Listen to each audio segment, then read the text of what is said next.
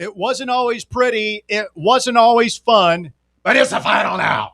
Tennessee beats Virginia 79-72, and for the fourth year in a row, ladies and gentlemen, the Big Orange is headed back to the Sweet 16.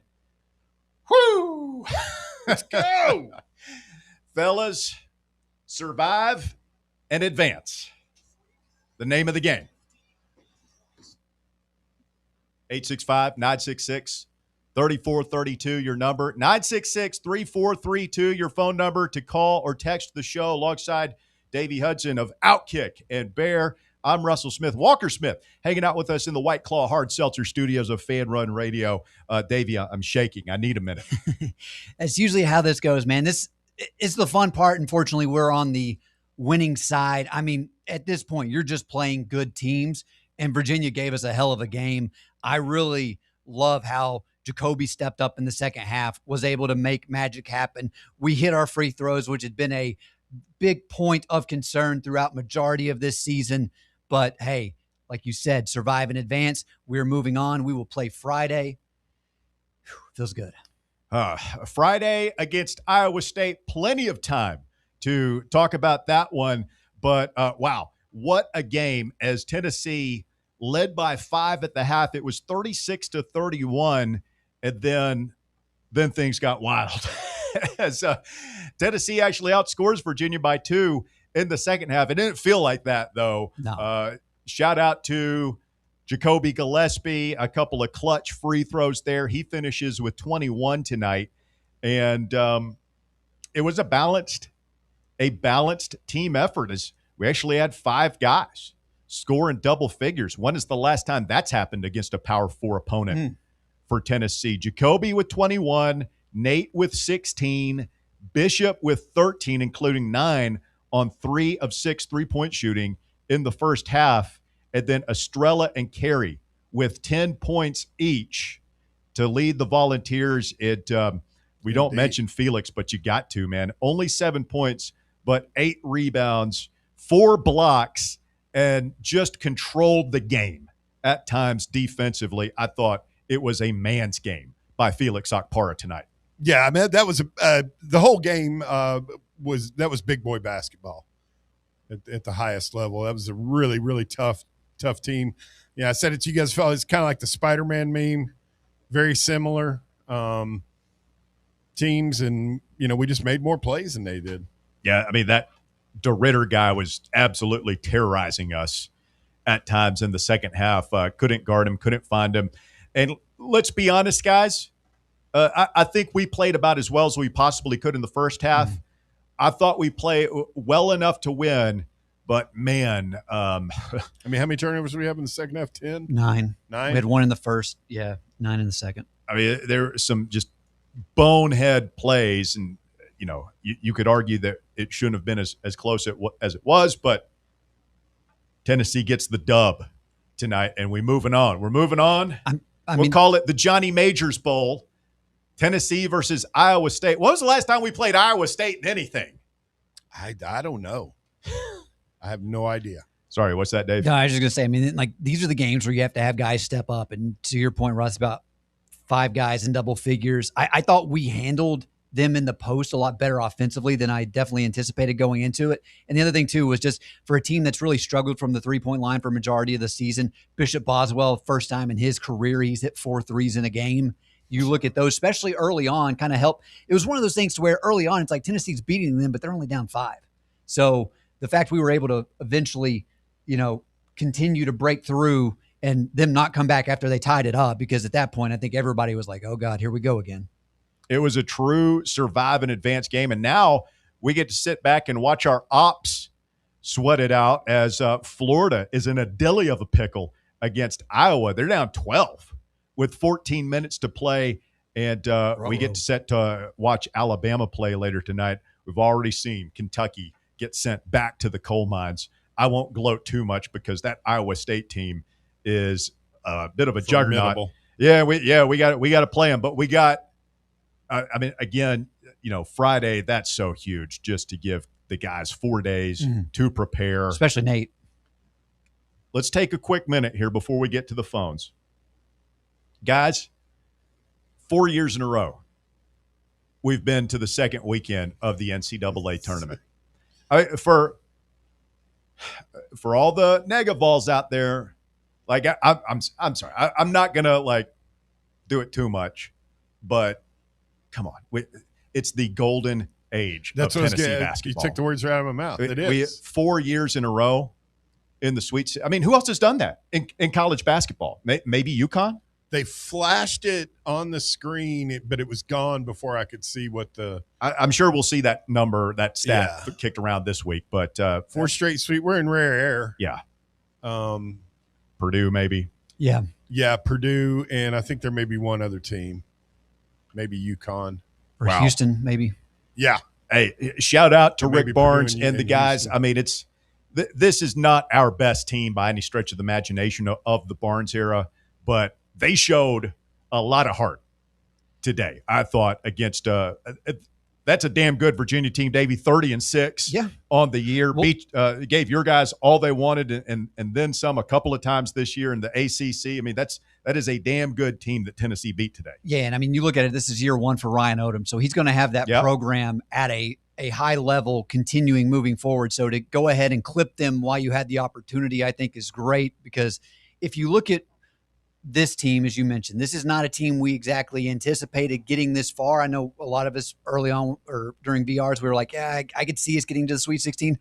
I think it's a testament that, you've had some injuries you've had to fight through, and we've been able to do it. Bear, I think you were telling us earlier that Mike Keith said that This is the first time in the history of the NCAA tournament a team has faced 2 30-win teams in the first 2 rounds and advanced. So, or just period, but we've been able to advance. So you got to give Rick Barnes and his staff credit. This is I the felt second time that he's beaten a higher seeded team It doesn't happen often. That's a at good point. Tennessee. It really doesn't. But I felt like they were a borderline top 15 team all year, and this was that's why my expectation was to make the Sweet 16, because I felt like we were one of the. I knew we weren't up at the top, at the very top, but we were amongst the 15 or so teams that could beat anybody in the country. We did it. We're back in the second weekend for the 4th year in a row. Unbelievable. And don't sleep on the Vols this week, man. You give Rick Barnes and that staff 4 days to prepare for anybody, and we're going to be in that game. I guarantee you that. Let's get to the phones. 865-966-3435. They are popping, as you would imagine. DR Vol is up first tonight. What's up, DR? Guys, you can't see me, but my pants are off. They've been off since there was about 8 seconds left in the game, and I kind of look like that Popeyes worker, the meme where the woman's bent over just exhausted, but I don't have pants on.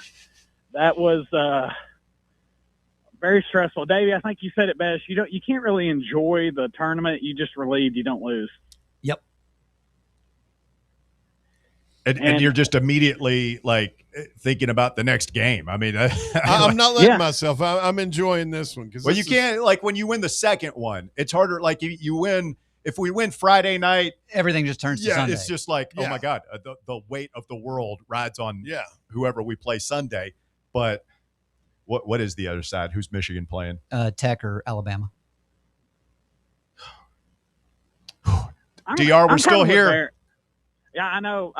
God, y'all, I'm so fired up. I'm kind of with Bear. I'm just not thinking about it, which my bracket, I had us losing tonight, but I'm very worried about that Iowa State team. But I'm going to enjoy this right now. And my God, y'all, I mean, we didn't make it easy. We never do. Freaking Ament and Gillespie at the end. I don't know what was going through their heads, but thank God we survived it. Somehow we freaking survived it, y'all. And shout out to all the people that constantly bitch about Barnes, not calling timeouts. He ran out of timeouts. So I hope used they them have all, that didn't he? I'm sure we'll get into that, but yeah, there was some strategy there late that strategery. Well, I mean, he was stuck between a rock and a hard place. I mean, he's not. I mean, it was Ament that called the timeout, right? He had to, yeah. I mean, we're about to get a 5-second call. I mean, you're calling a timeout. You can't give away a possession. I'm sure he didn't, anticipate them throwing it away out of bounds right after the timeout. Yeah, I mean, it was something else, especially when Gillespie was wide, freaking open for about Russ, a good second and a half. Yeah, in a second and a half, when you're open in that situation, made so many mistakes today. Whether it's Gillespie turning it over, missing a clutch free throw, Boswell down the stretch there, knocking a couple of balls out of bounds. I mean, how fortunate. Like, I don't know about you, but I am fully prepared for that challenge to go against us and for them to say that Boswell? Yeah, that it was off Boswell. Yeah, I think had it not been spiked off Boswell's head, that guy probably would have caught it. But I mean, like, how many times are we just going to let them miss just let a rebound? I mean, we've been so good grabbing those loose balls under the bucket all year long, and it just felt like we couldn't buy one tonight in crunch time. Yeah, well, I mean, they're really good. They're almost as good as we are at that. Mm-hmm. So, this game is going to, we're sitting here talking about all these things. That's the kind of game this will haunt that fan base and that team. I don't know. I feel like first year of their program, it's like, yeah, it always sucks to lose in the NCAA tournament. You remember them all, but I feel like Davey said, man, that program is probably they're going to be on that upward. Yeah. Well, I mean, this will be I think they'll always feel like it. This is the one that got away. I probably will, but again, I wouldn't look too much at the seed line for this one because everything's gone so analytical lately that Kim Palm has Tennessee as the better team. I mean, we were favored in this game. I know we weren't the higher seed, but Vegas said Tennessee should win this game.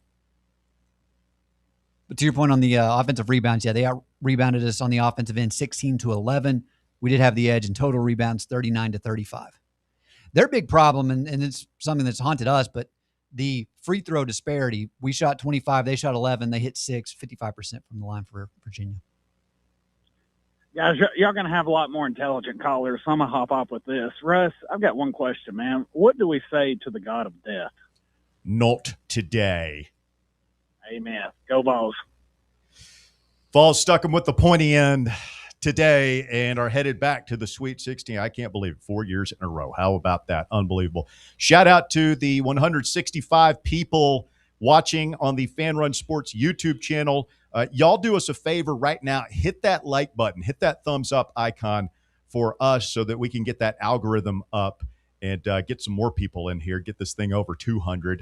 Be sure to subscribe while you're at it if you haven't already.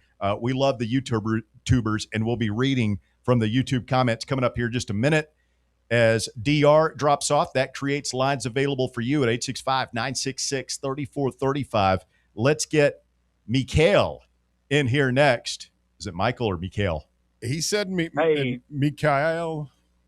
Yeah, sorry, I hate to correct you, but it is Mikhail. Mikhail. Yeah. Also known as Michael, also known as Mike. All right, Mike, welcome in, man. We drink from the keg of glory, my friend. Yes, we do. Back in the at the motherland, we would be drinking vodka, but here in the United States, I'll be sipping on some ice cold beer to celebrate. There you go. There's a lot of beer being drunk tonight in Big Orange Country. Yeah, it's unfortunate, we got work in the morning, but you only get a Sweet 16 every year now with Rick Barnes. So, but it goes without saying, the drive, this is a little off topic, but the drive is the greatest show on Fan Run Radio, and John Reed and those boys are a close second. But I love John Reed. I got nothing against bald people, but don't you love to see a bald Virginia Cavalier shooting an air ball 3 with the game on the line? We got so lucky on that. Like, I can't stress to you how badly we messed that up. And for him to airball that was something from God that he that shot. I mean, we give up a wide open corner 3 to the one guy they want to have. That's what I was getting ready to say. Like, if we asked Barnes who the last person on the floor for them he wanted to see with the ball in his hands, it's Jakari White. In that situation, I mean, he was a killer in the first half. I thought he was going to be the guy to go off for 30. Yeah, it's like y'all said. I mean, praise God for that. Praise God for a win. And I'm going to jump off, but thanks, guys. Thank you, Rick Barnes. Thank you, Jesus. Amen. Thank you, Mikhail. We appreciate the phone call in there at Awesome Mij on YouTube. Unsung hero tonight, Amari Evans. I thought Amari had some big minutes for us off the bench. Maybe a little too aggressive at times. I thought he had maybe a couple of turnovers in there, but defensively, especially in the first half, I thought he gave us some quality minutes off the bench. And Jalen Carey, I mean, I would have gone to him more. I feel like Estrella was kind of a liability at times down the stretch. I know he scored 10 and grabbed 5 boards, but for my money, I thought this was, and I'll even put it above the Syracuse game because of the opponent and the stage. I thought this was the best Jalen Carey has looked during his time in Orange. 4 of 5 from the field, 10 points, 2 of 5 at the free throw line. Hey, you can't shoot free throws, whatever. 10 points and 2 boards in 16 minutes today for the big fella from Vandy. I was sitting there wondering if his lack of ability to shoot free throws is what keeps him off the floor in games like this. At the Maybe, end of yeah, maybe. I mean, Akpar can shoot free throws. Estrella's a little bit better than. Estrella did have a couple of big free throws. He was 4 of 4 on field goal attempts, 5 rebounds. And the dude, I still don't think I saw the play. Walker said he bounced past it straight to Estrella. Like I couldn't. Who? Oh, whenever they threw the ball in there late, Virginia, and when it they got went the on ball, the bus, yeah. and it was just like a bad pass. I mean, I'll also give him credit. He was able to draw a technical. Yeah. I mean, he got a little one shot point there, out of that. a little love tap. Yep. Yeah, we got 1 point. I mean, kind of a missed Huge. opportunity, but every point matters in a game like that. I mean, it could have been a 6-point swing, but one, we'll take that. Absolutely. Some random guy is next. Hello, Rando. Gentlemen, hey, Russ, I got a question. The thing high atop the whatever, am I off the hook, buddy? You're off the hook. What did you say at the halftime chat that had me so pissed? I said that Rick Barnes had never won an NCAA tournament game at Tennessee as the lower seed.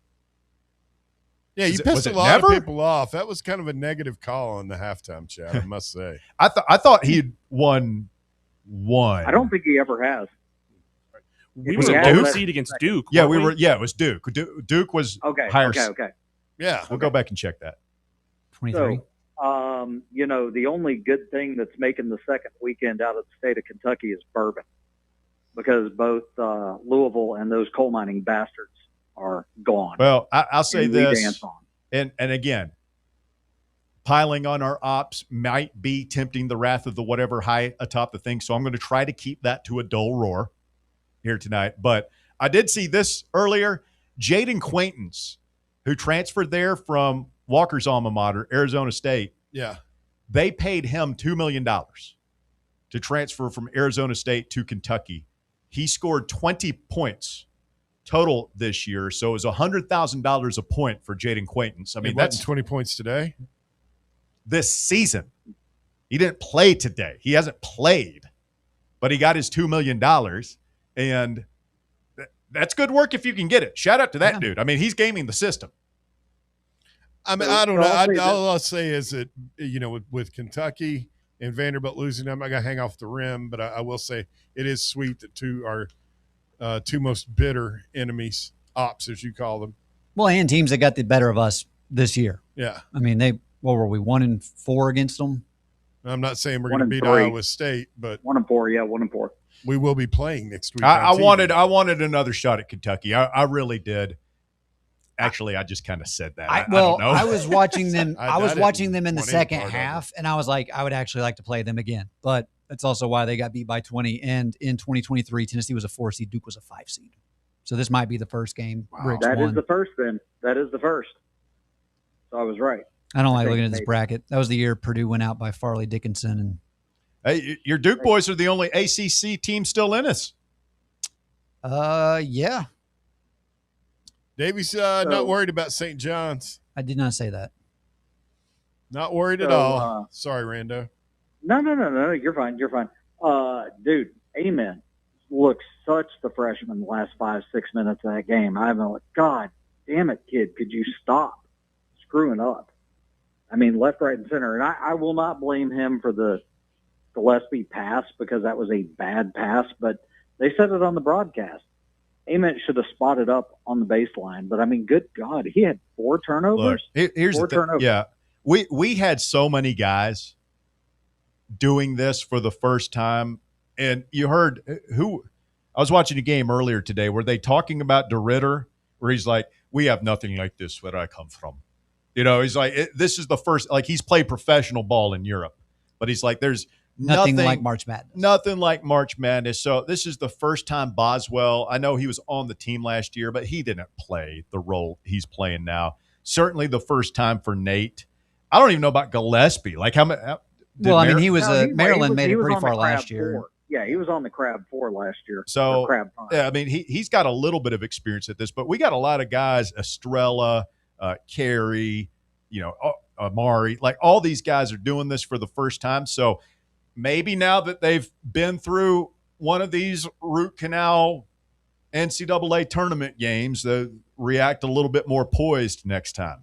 I mean, you had 4 bench guys that were freshman play. Wow. And I guarantee you that Ethan Berg hadn't seen anything like this in Israel either. But it was good to see him on the court tonight. I'll kick it down the road. I just got a couple of points on the way out. I know you guys are not in my family group text because we're not family, but they asked me before the game what I thought the score was going to be. I said 77-72 Vols, so I feel pretty nice about a 79-72. I was pretty damn close there. 4 straight Sweet 16s. You guys have already said it. This is the golden age. Maybe people can get off of Deacon Barnes' dick now, and I think we've hit our ceiling. Anything past this point is gravy. I thought we could get to the Sweet 16. We've gotten to the Sweet 16. I will take that. If we lose on Friday, I'm not going to cry. If we win on Friday, that's fantastic. 3 straight Elite Eights. And, Davey, I think you mentioned it about Odom and talking about UVA is going to talk about this is the one that got away. I was listening to, I think it was College Sports Radio on Sirius this morning, and they really may look at this one as the one that got away because Odom may be a lead candidate for that Carolina job when they fired Davis this weekend. So I can see that. Yeah, Davis is definitely done. It's just a matter of time. Carolina will have their guy already done now that they've lost. The announcement may be coming because Odom may be their guy. So this may be it for UVA. That's 2 in a row over UVA in the NCAA tournament. We beat their ass last time we saw them. We beat them again tonight, guys. Pass me a red Solo cup from the Keg of Victory because, goddamn, it is nice to be Sweet 16. We'll talk to you all on Friday night. Win or lose, guys. Love you. See you. Love you too, Rando. You said we're not family. We are a family. It's the most chaotic, dysfunctional family in America. It's the Voluntary Reaction family, and we absolutely are family, as Aretha Franklin would say. I mean, like, again, That was the Pointer Sisters, but it's great to just win a game like this when the other team does play well. Yeah.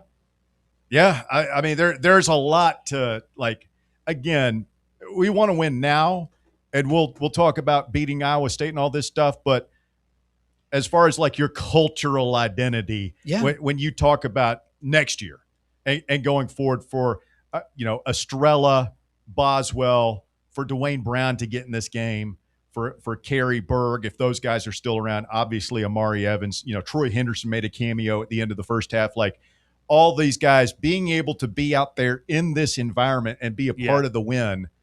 It's huge. I mean, that's what this program is built on. It's like, that's how you end up with guys like Ziegler and Meshack last year who are, expecting to win every time they go out there. Go ahead. And it's about knowing how much it takes out of you to win one of these games. Like a regular Saturday in the SEC, it takes a lot.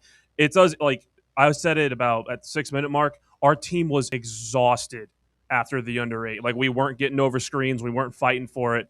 And those guys now see that you need an extra level of energy and determination if you want to win games like this, because it's going to be just as hard, if not harder, next week. And now they know this is what you need to do. I also – go ahead, Bear. I was just going to say, especially because Russ was talking about the younger guys, it's good for them to learn what it takes, like how to win.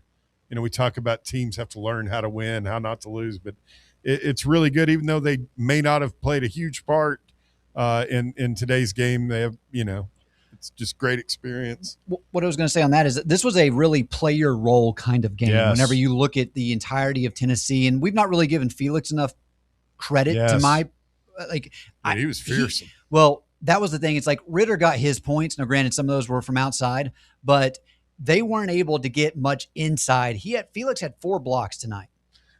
It was always when Felix was Felix wasn't guarding him, I feel like.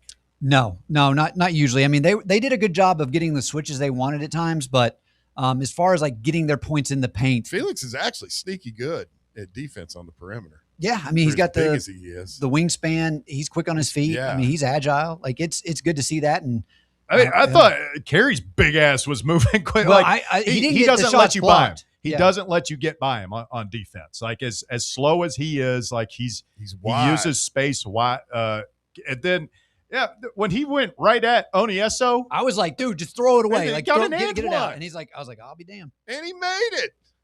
Big Jalen, big JC. Russ, what were you telling me beforehand about Don Daly? We were 1-3 this year in games that he officiated, and there were some doozies. The Kentucky and Alabama games here, he was on the whistle, and I can't remember the other one, but I remember Barnes. He's got a hell of an imagination. I know that. But Barnes and Don Daly did not see eye to eye on a couple of things the last time we saw him in Thompson Bowling against Alabama. So we're 2-3 with him on the call now. That's pretty good. Florida has come roaring all the way back. The call, and I'm not bitch about the refs guy. I'm not. But the one, is like the 4-minute mark, battling for a rebound underneath. It's Carey and DeRitter, like both have. Oh, yeah. He never had nobody's got possession. And, yeah, he gets two Nobody's free got the throws. ball. Nobody has the ball. Nobody is in a shooting motion. There's a foul. They're not in the bonus, and yet they're going to the line to shoot 2 free throws. Like, Rick how was can losing you it. get a shooting foul when you don't have the fucking ball? I have no idea. And Sorry. it shouldn't have even been a foul.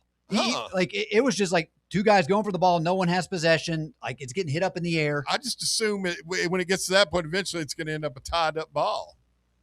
But certainly not that guy shooting 2 free throws. Yeah, that's bizarre. If I'm Rick, I'm losing my mind and getting a tech, which is why it's a good thing I'm not on that sideline. I mean, that was mind-boggling. That was mind-boggling. Let's get Jesse in Nashville in here next. What's up, Jesse? Russ, I'm just going to go ahead and say it. Those blown leads against Alabama and Kentucky were just a down payment and investment on winning this type of game when it matters. Like, you can't say that we haven't been experienced in, like, these type of games. And God bless him, that sweet man, J.P. Estrella, when he got fouled to go to the free throw line, I think when it was like, 70-70 or something? Yeah. And basically, we were melting. We were melting at that point. We couldn't buy a bucket. They had all the momentum. They had taken the lead on that 3-pointer. By DeRitter, it was 71-70 at one point. I mean, we made some clutch free throws there. We were having our obligatory, like, can't find a field goal moment, and we were able to get to the line. Well, and the crazy thing is, I think probably the first 10 minutes of the second half of game time, like, we were holding 7 to 8, I think it was like 6 to 8 point leads. And it's like, we would just be 1 or 2 defensive stops away from really blowing it out. And it's like, credit to Virginia. They just came up with they made their breaks with just like, it was a random ricochet off the board, off a miss or something, scooping it up and making plays. But I got I puckered up a little bit coming down those last 5 minutes there of game time. Yeah, the other moment there was Jacoby fouling with like 12 seconds to send him to the line. Dude, what are you doing? Oh, we that game was ate up with dumbass the last minute on both sides. I mean, and the crazy thing out of it is I honestly wish, and because Barnes was getting after him, like, I love JP and everything, but I probably would have wanted Carey in at the end because we were just like, I was saying the same thing. You knew it was going rough when we were playing volleyball with the rebounds. Like, it's like no one wanted to just go and secure it. It's like, let's get this ball the hell out of here and pick up where it goes. Yeah. I mean, we had a lot of conversations about, like, at one point we did take Nate out and put Amari in, which is where we had to use our last time out because you can't go through that offensive possession with 40 seconds left without our best player on the floor. So you had to do that. But it's like, should we have brought Amari in? Like, I was crying for, like, move Nate to the 4 and put Amari in for Nate. And let's go a little bit smaller here, but we'll be able to run them off the 3-point line at least. Right. And you can't call for small ball without Davey getting worked up about it. Cause we did it for all of 4 minutes against Vanderbilt, and then Rick put it back on the shelf for, we did it for a little bit against Miami of Ohio. So, I mean, we've got that in our arsenal, but look, I understand it's not who we are at this point, but, sometimes you got to get creative in these games and throw different looks and curveballs and whatever you can at a team. And, I don't know that Rick got every move right in those final 60 seconds that took 20 minutes, but I don't know that he got them wrong either. I mean, he tried a couple of things. Some worked, some didn't. I at least hope my question after the Vanderbilt loss in the SEC tournament has him thinking about that against Iowa State. Some of the more interesting stats are, people are starting to tweet out. Ryan Shumpert here with a great one. Tennessee is 10-3 in the NCAA tournament in the last 4 years. It's pretty good. Ryan points out that Rick Barnes sure does win a lot of games in March for someone who can't win in March. And then the other one that I think I just sent you guys is just insane. Tennessee made as a program, 7 Sweet 16 appearances in 47 years from 67 to 14. Tennessee has 5 Sweet 16 appearances in the last 7 tournaments under Barnes. Yeah. No, I mean, it's Just we'd all goes like with to you. go a little further, man. I've been saying since the Bruce Pearl era, if you keep knocking on that door, eventually it's going to open. Well, and that's the crazy thing is like, yeah. look at the SEC in general, basically since COVID. Bruce was in the Final Four. Todd Golden, Final Four. Didn't Nate Oates take Alabama a couple years ago? Last year, wasn't it? 2 years ago. So it's like, I mean, if there was ever a time, and it's like I've said this for a few weeks now. Barnes is more and I'm not criticizing him on being laid back the past few years, but this year he's just more fired up and engaged. And I don't know if he's frustrated at times with this team, but man, like that is energizing this team. I'm ecstatic about it. I'm looking forward to next week. I think the physicality that we have will, I think it's going to be surprising against Iowa State. And like I said at halftime, Russ, I look forward to all the pro eaters of the haters of Bishop Boswell that have been talking for the past months. Like, Oh man, great game. If this is not a launch pad for his, however many games we have left this year, but taking the off season, he's bright future. Bishop Boswell was 1 assist away from a double-double tonight. Double-double. He had 13 points and 9 assists.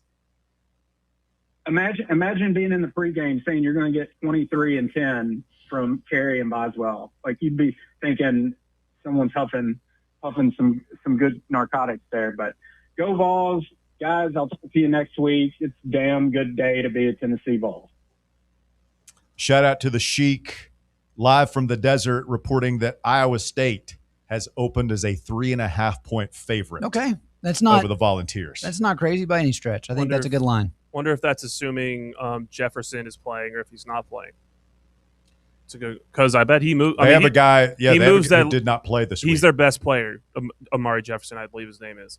And if depending on what that line is, that could move 2 points our direction or their direction. I think they're assuming he's out. That guy has a pro career to think about, Walker. You're exactly right. He needs to take another week off. There's no sense in rushing back for amateur basketball. No. This is just college ball. Yeah. That guy has a family and a career to think about. Amari Jefferson, you, sir, just put a hard cast on. Does he have an ankle? Is that whatever your ailment is? No sense in rushing back, sir. Take all the time you need. I will say, this game, we're in Chicago, right? We're going to the Windy City, boys. So United Center. You look at it. If Michigan gets there, you have a very big Michigan contingent. Iowa State, not too far of a drive for them. Will the big Orange Nation show up? Hey, man, get on up there. Chicago in the springtime. Is this opening week? Are the Cubs or White Sox in town? I think it is opening week. You go and catch a ball game. Go to Wrigley. Go check out Wrigley Field. If you're going to the White Sox, maybe take a flak jacket. But if you're going up, hey, Chicago in the springtime, man, it's a beautiful thing. Truly. Beautiful or a blizzard. Does that mean the Cubs opening up soon? The Cove. Downtown. Covenant Health Park. Oh, yeah, man. Should be starting nickname. It's right around the corner. Right around the corner. By the way, we'll be live Wednesday for the drive at Matlock Tire Service in Farragut. Davey, I know that's nice. Yeah, you got to go. They're having a tire sale too. So beautiful. Hey, man, you need new wheels. This is the time to do it. We'll be there from 3 to 6 Wednesday here on Fan Run Radio. Shout out once again to the YouTubers. Over 200 people watching on the Fan Run Sports YouTube page. We appreciate you. Be sure to hit that thumbs up button. If you're on there, give the video a like and subscribe while you're at it. We'll be doing this after the game Friday. And if you're new, you're just finding us on YouTube. We do shows throughout the week. We'll be back tomorrow from 3 to 6 on a little thing we like to call The Drive. Whew. Look forward to Bobby Bucket's basketball breakdown on Monday. Yeah. It'd be high energy instead of depressing. Let's get our next caller in. This is Anthony. Anthony, you're on Voluntary Reaction. Go ahead. Russell, Bear, Davey, Walker, what a game. Man, this doesn't get old, does it, Anthony? I mean, you're a Tennessee basketball fan from way back in the day. You remember what it was like when we sucked 4 years in a row in the Sweet 16. Are you kidding me? It's a beautiful thing. Nice. It's so nice to be able to get this extra week, just to sit back, think about the game, enjoy the tournament.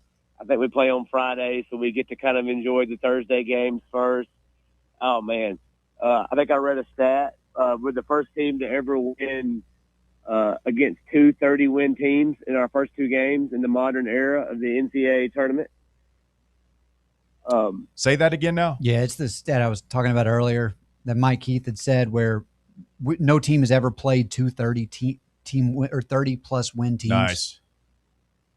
Nice. The first and two guys, games. I felt like we kind of just dominated this game. I know it was kind of up for grabs at the end, but that's the way all of our games are and are going to be. But it just felt like, we were kind of in control. It did We made until free throws tonight. until we What about weren't that? until that DeRitter kid started going off and we fell behind a little bit. Then I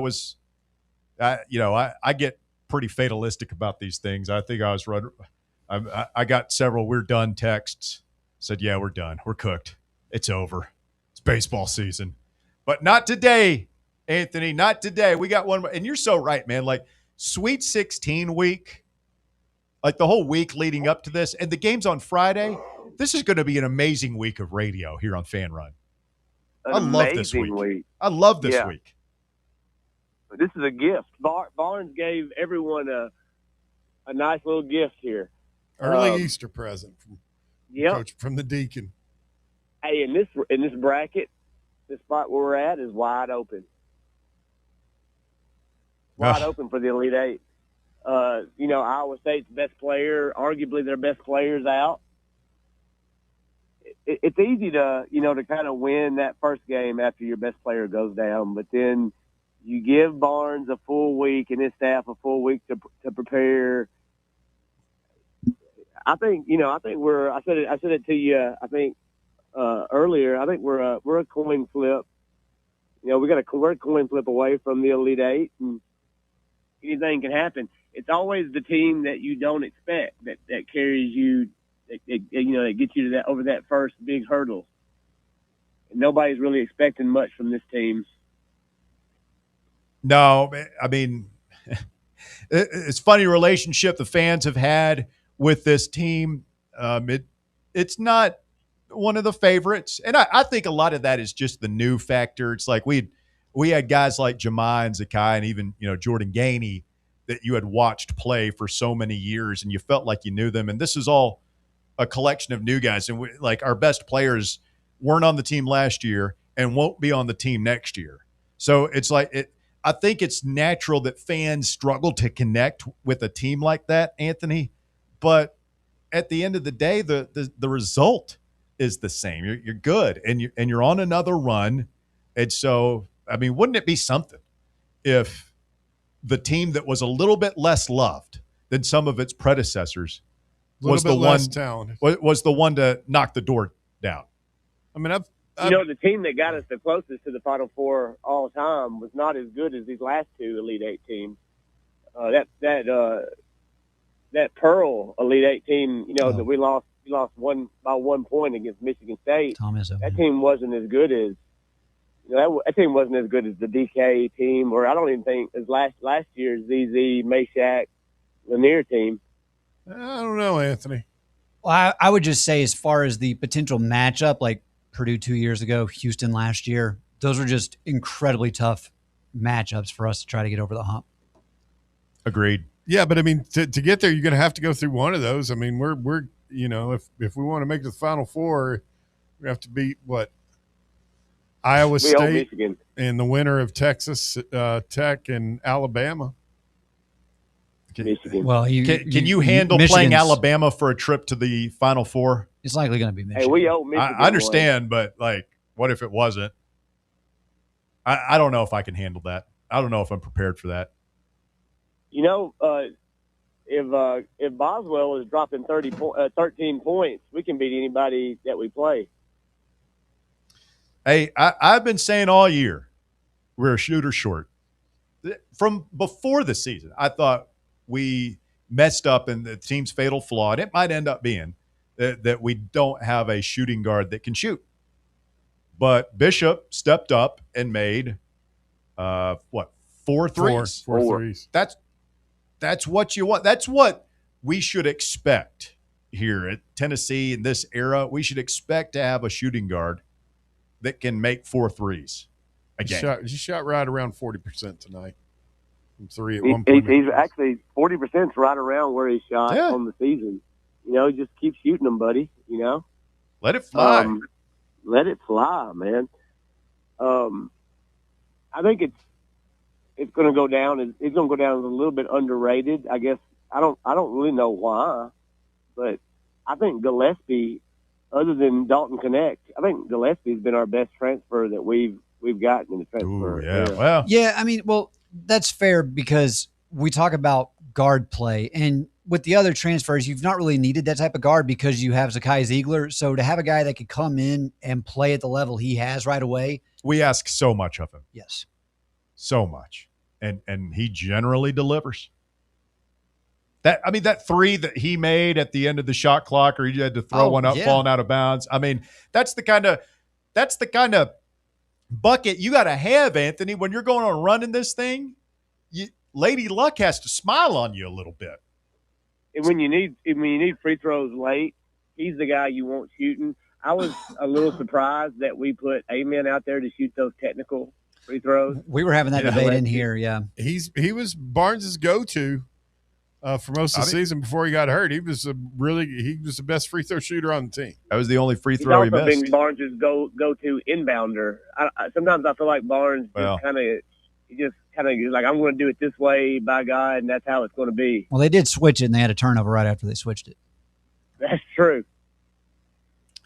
Yeah, I mean, he's been pretty good. He had a brain fart there, but I bet you he doesn't do that again. And again, I think that being in that scenario, I'm more worried about his ankle than I am mentally. Is he prepared to handle the strain and stress of the tournament? I think he's fine there. I just hope that he's okay. I mean, like, that ankle is hurt. Like, he gets fallen on in the first minute of the game. Like, guy just falls right on his foot, and he's on the floor multiple times in a physical game. He's never quick to get up to. It's one of those things where he takes a second, teammates come over, help him up. He's not 100%. Sure. But hopefully, Friday game, a little bit more time to recover. We'll see. Hindsight 2020, and we should know this because it's the same story every year, but the SEC tournament means absolutely nothing. We should have just not played him at all. Should have just not played him I agree with that. It didn't matter. He had a hot game versus Auburn. I get. But you never know if we hadn't beaten Auburn. Andy, it might have. If we hadn't beat Auburn, we'd have been a 6th seed. Yeah. Right. Hindsight's 2020. I mean, Barnes said he liked him to get out there and knock the rust off. I mean, what do you want? The guy scored 16 points today. Was clutch from the free throw line. Had a huge block. He had a good game today. He's banged up, but one of my reasons, Anthony, I like it. Like, I get at the end of the day, it doesn't matter, but that is still a great opportunity in terms of your preparedness going into a neutral site game the week before. Just be like, all right, get into a routine, have your rhythm. If something doesn't go exactly well for you, maybe you're able to tweak it a little bit. I do think it does help prepare you for that style where you're going into a crowd that's going to be split multiple directions. I like it a little bit, but yeah, it's like, now to your point, had we beaten Vanderbilt, I would not have played him against Florida. And he said that there was a good chance that was not going to happen. Hey, Anthony, we love you, brother. Wrap up for us. Yeah. I mean, hey, enjoy this week. You don't always get it. There's only going to be 15 other teams that get to enjoy this. We get to enjoy it. Go Vols. Big win. See you guys. Thank you, man. Appreciate you. Chris W. in the text box says Cubs at Wrigley, life-changing. And the Cubs do open at Wrigley Field this week. The opening day is at 1:20 Thursday. If you get up there early now, let's just for proverbial poops and giggles, see how much the tickets are going for on the old MLB.tickets.com. What do you think the get-in price at opening day at Wrigley? $150 for like bleacher seats, like way out there in the sun. For anything, for just like I want to be. You could get in for under $100. I bet you could get a really bad seat, but there really isn't a bad seat there for under 100 out in the bleachers. Not cooperating with me. I'll find that for you. That might be a hard ticket. They're also playing a Saturday at 1:20. So how about you go up there? We beat Iowa State on Friday, and you go watch the Cubs on a day game at Wrigley. I'd take the get-in price for the White Sox at $10. And you get a free bulletproof vest with the White Sox logo on it. It's branded. Brought to you by Smith & Wesson. And there it is. Be careful when you're down there in Chirac now. Don't get off the wrong station like I did a couple of years ago on the L. Did you go to the O block? Get off the wrong station on the L.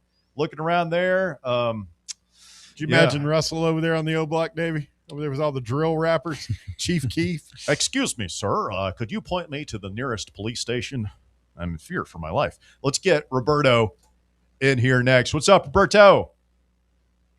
Thursday's $84. Friday is $41. That's worth it. Sorry, Friday is not. There's no game on Friday. No game because Friday. They're having the tournament. Yep. And then Saturday's $41 and Sunday's $18. Just in case you were wondering. Oh, a Chicago Cubs fan checking in for the record.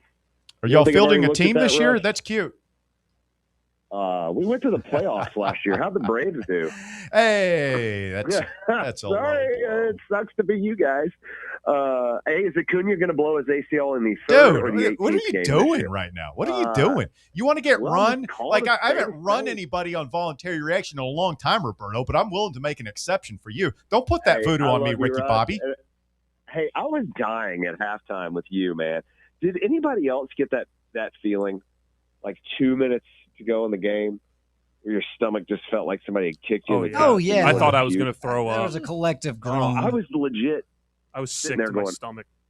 I was looking at my family. I was like, I need to leave the room. I think I'm going to puke. They take the lead. We decided to shove our head up our ass there for a couple of minutes right there at the end. It got kind of dicey. 11 seconds to go. You're up 6 and you foul. Why were we not running our players to the sideline? Just let them score. It's Jacoby Gillespie. He makes some mind-boggling late-game decisions. A lot of learning, teachable moments at the end of that game, Roberto. That's a good way to look at it, Russ. But we won. Yes. And as Anthony said, and many, many others, I got a lot of the Iowa State, vibes tonight when your best player is hurt, or in our case, like thrown off the team. Remember, Tyler Smith gets thrown off the team before the Kansas game and all that jazz back in the day, and we have no players, and yet somehow we win that game when we're not supposed to. I got that vibe from Iowa State tonight. I think we're going to beat them.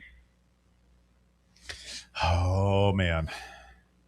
Oh, man, what a week this is going to be. They shot the whole wad. I do, guys. I'm sheeping it up. Sure. Is this Rick Barnes' best coaching job? Are we walking into that territory where this is his best coaching job? See what happens next weekend. It's pretty good. It's pretty good. It's pretty damn good. Now. I mean, whew. Oh, boy.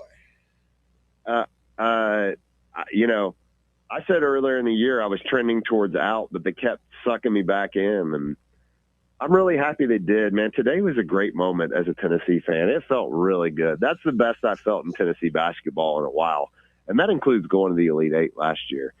Dalton Connect was a different kind of feel. You thought you could win it all. This team doesn't feel like they can win it all, so you feel like they're playing over their heads. And I believe you guys said it. Davey, did you say it that Tennessee was actually the 4 and Duke was the 5 that year? Yes. I didn't hear that. Yes. Okay, so yeah, Rick Barnes has never outplayed his seed line at Tennessee. ever. Something weird about this, guys. You starting to get that really feeling? well. You feel it in your plums, Roberto? Down in my plums, Ashley Schaefer. Thank you so much. No, you say that, Russ, but you know what Pat Summitt used to say? Defense wins games, but rebounding wins national championships. Is there a better rebounding team in the country than the University of Tennessee? Honestly, it's a good question. Is there? Based off the metrics, there's not. We rebound really well. We miss a lot of those rebounded shots, but we rebound really well. And, man, we're tough, play hard. By the way, how about the officials actually calling a technical when it was needed? Because if I'm Tennessee and they don't call that technical, do you know what I do? I goon up, and Jalen Carey is throwing the next MF who gets a ball into the 8th row. But you had to – I mean, like, what a bonehead play by that dude. What an idiot. To do that at that time. He didn't come back in the game. I mean, like, you had to make the call. Like, it's not a hard push. Nobody is hurt. But you have to make that call. Like, you made them make that call. Well, and he's also he had a technical against Wright State on Friday. Like, this isn't the first time. Do you think the officials know that? Or is it the same crew? I don't think it's the same crew, but it's one of those things where, I mean, there are so few technicals handed out. Like, they're going to know if you get yeah. You know, and I'll leave you guys with this, and thanks for the time, guys. I really appreciate it. And thanks for being there, by the way. I mean, it's like 9:45 on a Sunday, and everybody's kids go back to school, right? But I look at this team, and the one thing I see is we're playing our best ball of the whole year. The last 2 games has been our best basketball we've played all year. We played really well today. We made some mistakes, but overall, in the first half, we look like a juggernaut. I was like, we're going to run it out. And that's why I said to Russ at halftime, I was like, we've played great and I'm dead inside. I feel dead inside because I just knew we were going to play terrible in the second half because that's what we do. But, I mean, it's a pretty cool stat that no team in the history of the first 2 rounds of the NCAA tournament has beat back-to-back 30-win teams. And your University of Tennessee Volunteers have done it. We've made 4 straight Sweet 16s. And by God, Otzelberger better watch out because our boys are getting ready to go to their 3rd straight Elite 8. So, thank you, Roberto. As Florida falls. Down go the Gators! Florida! Iowa takes down the defending national champions. See ya, Thrilla. Oh, my God. The door hits you where the good Lord splits you. Peeping Todd and the Gators are going home. What and it's that Figueroa guy who everybody wanted.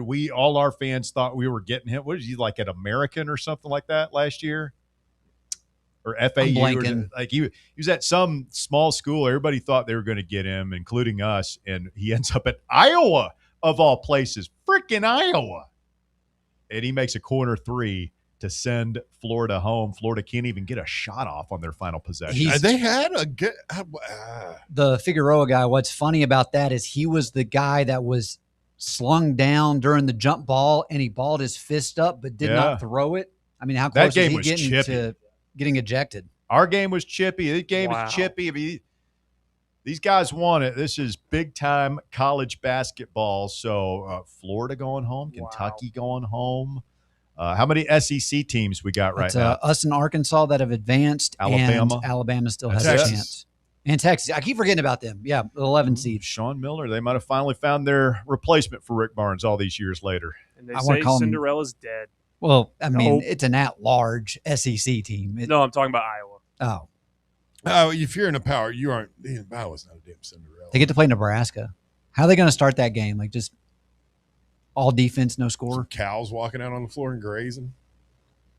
That's a game I shut my TV off. And in football, what is it you say, Russ? I broke out my backyard. I'd close the blinds. And yeah, that's going to be a tough one.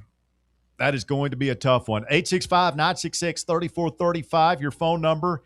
The Dickhead Bowl between Mick Cronin's UCLA Bruins and Danny Hurley's UConn Huskies is underway. 18-12. Are you raising your voice at me?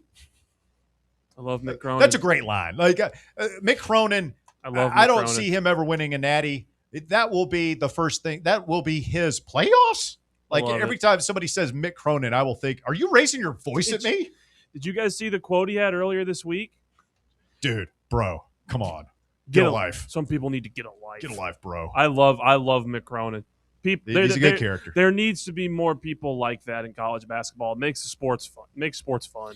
It's shaping up to be an all-time interesting Sweet 16 with, you got Pitino, who still just cold runs this shit, Russ. Don't tell me he doesn't. He's a godfather. King of New York. I'll say it. I like him. He's a dirty, probably he's borderline bad guy. He's come a long way from prematurely ejaculating on that married woman's thigh in the Italian restaurant. Where he got her pregnant by ejaculating on her thigh? May or may not have happened. He's come a long way. I mean, you talk about an image rehab.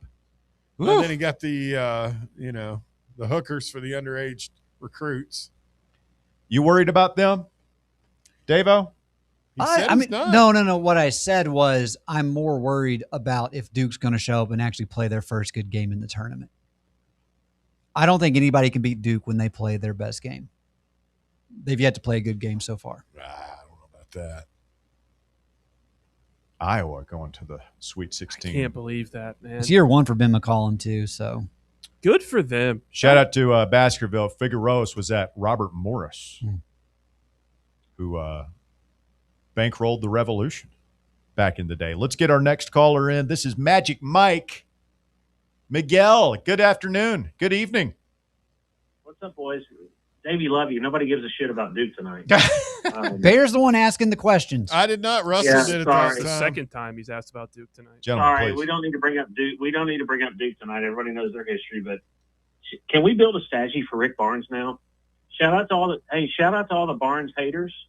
That one's for them. Where's Jamie at tonight? Everybody wants that guy replaced. All he does is win in the tournament. All he does is win. All he does is win, no matter what. We're getting to the point. There's a few callers that are going to have to, I feel like, make a formal statement before I'm letting them back on any train car I'm on this party train. And I get being frustrated game by game. I mean, it's not always perfect, but at the end of the day, you can't argue with the results.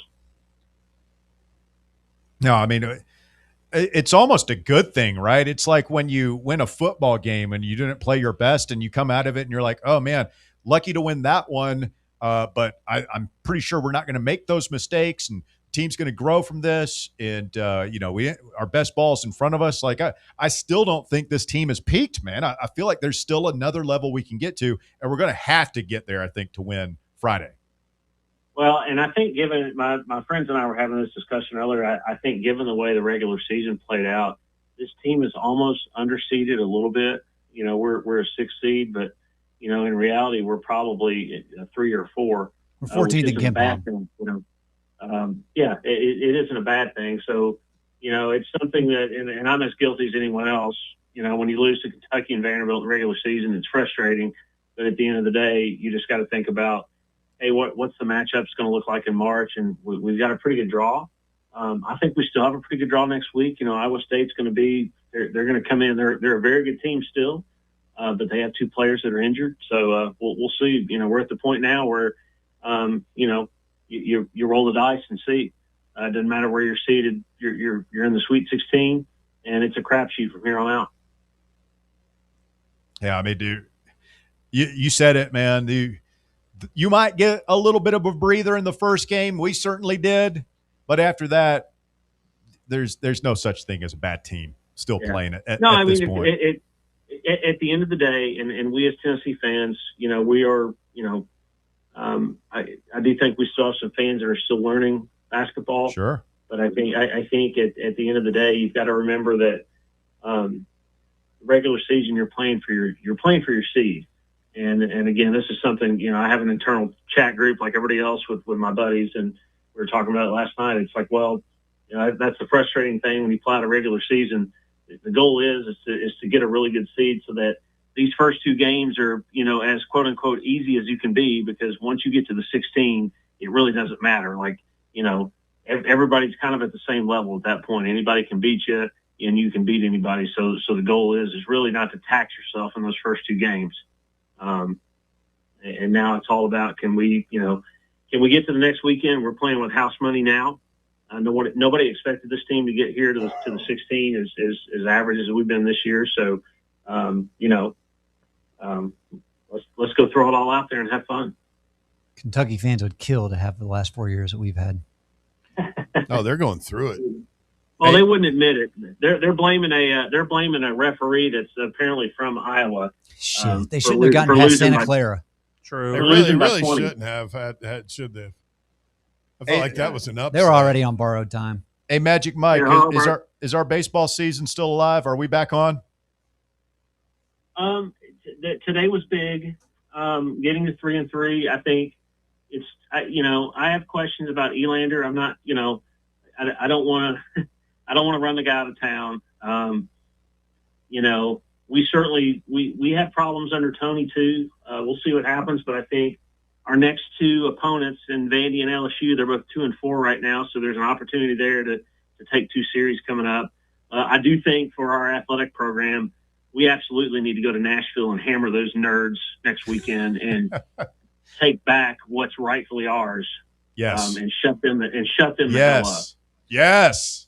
Yeah, that's what I'm talking about. If Vandy gets swept at Special Mississippi ed State this son week. of a bitch, Yeah. bust his teeth for him. Oh. Should have given back Tony his bat. Hey, whoa. Oh. The thought I had about Elander, and we'll get back to basketball in just a second, Mike, was, Tony was a young first-time head coach, and he got to make whatever rookie mistakes he made that year completely out of the limelight, right? Oh, yeah. Nobody was watching. Nobody was watching the first 3 years that he was here. So he got to go through that. Now, like, Elander's been handed the keys to the Ferrari, and everybody's watching. And he's made some mistakes. And, like, we still don't know what our best night. We don't know we juggled the lineup again the past 2 days. That's going to be rough. But the thing for him is ultimately just going to be like, what can you do once the postseason gets here? Or can you get to the postseason? Well, he's a victim. He's a victim of being part of the Tony staff of success. Like, and I'm guilty of this. Like, I thought that in some ways, strategy-wise, that we might be better on the field because, I love Tony, but we weren't the most polished baseball team under Tony, but we made up for it because of his raw emotion. Yes. And because of the way we hit the ball. Yes. This team is built a little bit differently. I thought going in, just the way Elander and this new staff uses analytics, that we might be better in that department. And so far, we really haven't been. Like even last night, I was at the game last night. I didn't go today, but last night we put a shift on, and Missouri hit 2 balls. It should have been double plays. Had we been playing normal depth, they would have been double plays and we've been out of the inning. But we looked at analytics and we rightfully put a shift on, but it didn't work out. So it's just little things like that have not been working. Obviously the Georgia game last weekend is, it sticks in everybody's craw. If this comes down to us needing a game at the end of the year to get in the tournament, that's going to come out. I hope it doesn't come down to that, but that's what sticks in everybody's craw right now. Yep. Long way to go. Let's get the nerd, as you put it, the nerds in Nashville. Did somebody say they got we need run roll today? We need to shove them back. We need to shove them back in a locker and shut them the hell up. I love that they got their heart broken last night. That's why you're fucking Vandy. You don't win games like that. Shut the hell up. Mild-mannered Magic Mike. Vandy brings out the worst in him. I love it. Hey, man, appreciate you. Thanks for calling. All right, thanks, guys. I want to make sure this is today. They got run ruled us. It was 17-7. 17-7. They gave up 19 hits. The other surprise today, South Carolina beat Arkansas. Hey, their first win of the year after Paul Maneri got canned Friday. Arkansas beat them so bad Friday night, their coach quit. He did. Never should have been hired in the It's like 22-6. Beat his brains out. He's like, enough, no mas. What is it about South Carolina? Same thing happened to Spurrier. Oh, the difference is like South Carolina won 2 national championships in 2011, 2012, I believe. Yeah, but I'm just saying their coach just quitting. Yeah. Well, it was a bad hire, as you alluded to. They could have hired Elander. They chose to bring Paul Maneri's old ass out of retirement instead of hiring Josh Elander. Now, I do think that they're going to hire Kevin Schnall from Coastal Carolina, who we interviewed. Mm-hmm. I think he was the only other guy we interviewed formally when Tony left. And that might be a damn good hire for them. Like if they can get him, that might get them back. I mean, Coastal still a top 20 team. Yeah. I mean, that guy back in the tournament. And that guy's got that fire that you're looking for, and that's something area I'd like to see Elander grow. I mean, there was a couple times this weekend where it's like, dude, get thrown out of the game, like rattle somebody's cage, get in somebody's face and light a fire. And it's not really his personality, but I do think you need it. Let's read from the YouTube chat. Slickmo2 says, so Bear likes Patino, but not Pearl? Make it make sense. Pearl's a Gonoff. Again, this Gonoff crap. Oh, man. Wait, and what is a Gonoff for people who might not listen to The Daily Show? It's an unscrupulous person, Russell. Is that not what Rick Pitino is? Would we not classify Rick Pitino in some of the stuff he's done? I mean, who's more of a, like, you think Pearl is dirtier than Pitino? He's cringier, for sure. A lot cringier. I mean, Pearl never left to go to overseas to coach. I mean, if we're talking man. Gonoffs here, then I mean it's got to be Rick Pitino over Pearl. He's a different probably term. I can come up with something better for him. But yeah, easy. Yeah.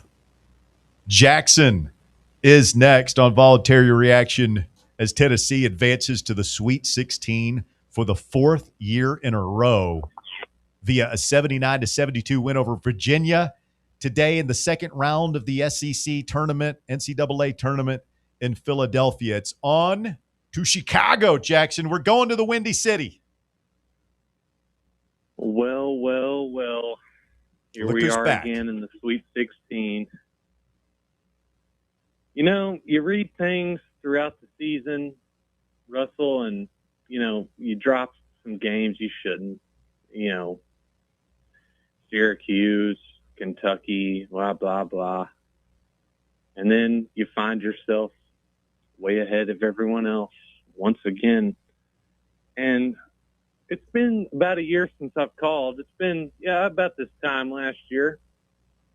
But the Bruce Pearl and the Ray Mears cocksuckers that call in after we lose to Vandy. And it's like, well, have they made it to 4 Sweet 16s in a row? I don't really think so. Am I wrong?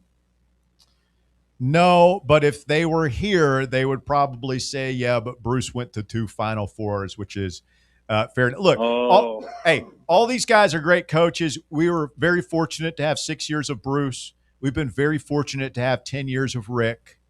And, I mean, again, I don't want to bore the youngins out there, but I grew up watching Tennessee basketball in an era when it was borderline unwatchable. Most folks didn't watch, only the true sickos, of which I was one. And if you told me, hey, there's going to be a day where you go to 4 Sweet 16s in a row, and you might not break through and go to a Final Four, but I would be like, yeah, I'll sign up for that. That sounds wonderful. Oh, absolutely. Like, here's what I remember, 10 years ago or whatever. Barnes has been here 11 years now, I guess. But when we made it to the Sweet 16 with Konzo, it was like, my God, what a fucking team. And now, hey, that team was fun to watch too, man. There's no such thing as a dull, boring, not fun Sweet 16 run, man. These things are great. You gotta love them. You gotta soak it up, man. I mean, you're one of only 16 out of 350 teams that's still playing at the end of the year. You gotta love it. And I don't know what's going to happen against Iowa State. They're a good team. I mean, they are. But it's just like, well, y'all bitch every game we lose throughout the regular season, and here we are again in the same position Sweet 16, we got to anybody who's got a chance in the Sweet 16. What did Right. Pat Forty say when we hired Barnes? Somebody on the YouTube chat said, "Remember how stupidly moronic Pat Forty was about the Barnes." There are a lot of people who. Hey, listen, I wasn't over the moon about the Barnes hire. I called it a home run. I thought it. I didn't think it was a terrible hire, but look, he had just gotten fired, and we hired him a week after he got fired. So it what kind of guy are we getting? Like, he's a solid coach, but none of us saw this coming. You thought it was a home run, Bear? Did you think that 10 years later we would be in this position? No, and I'll tell you this. I remember when Konzo left, I was upset. I was like, oh no, like no way. Like we just made the Sweet 16. We're all right. It's honestly hilarious looking back now, but oh man, here we are again.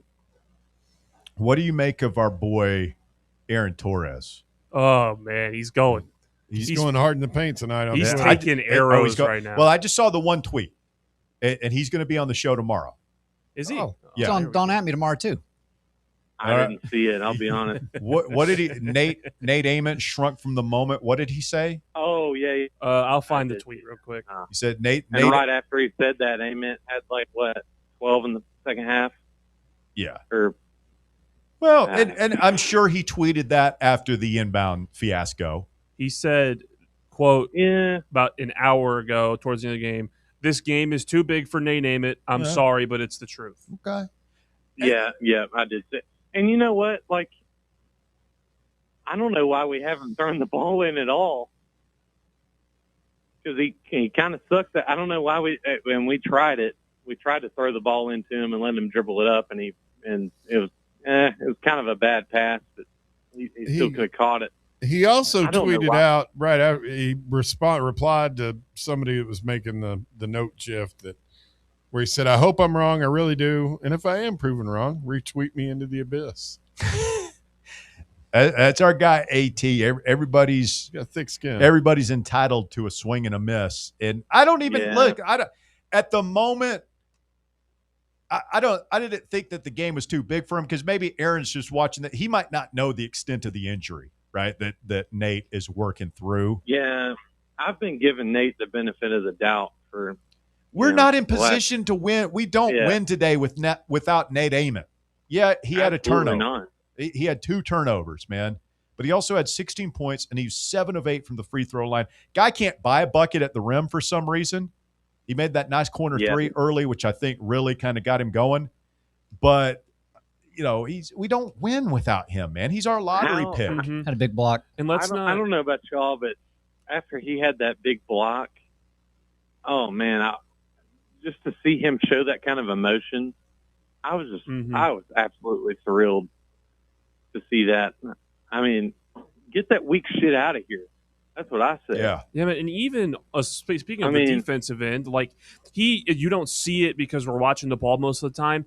He is fighting tooth and nail on every defensive possession to get over screens and stay with his man, like everyone on there was doing. But he's doing that on a bum ankle and a bum knee, and he was able to do it for 30-plus minutes until the point where Barnes had to take him out of the game because he was so tired he couldn't do it anymore. Yeah, he was missing shots, but me and my buddy were talking, and I was like, he's missing shots, but he's playing fantastic on defense. I mean, he's getting some big boy rebounds and he's blocking shots. Like, I don't care. Go 1 for 15. I don't care. No, it was so exciting. I love being in this position. It's just to have the chance. Oh. Leave it to DR Vol to dig up the 40 tweet. What he said. So he was referring to this is when Rick was struggling, right?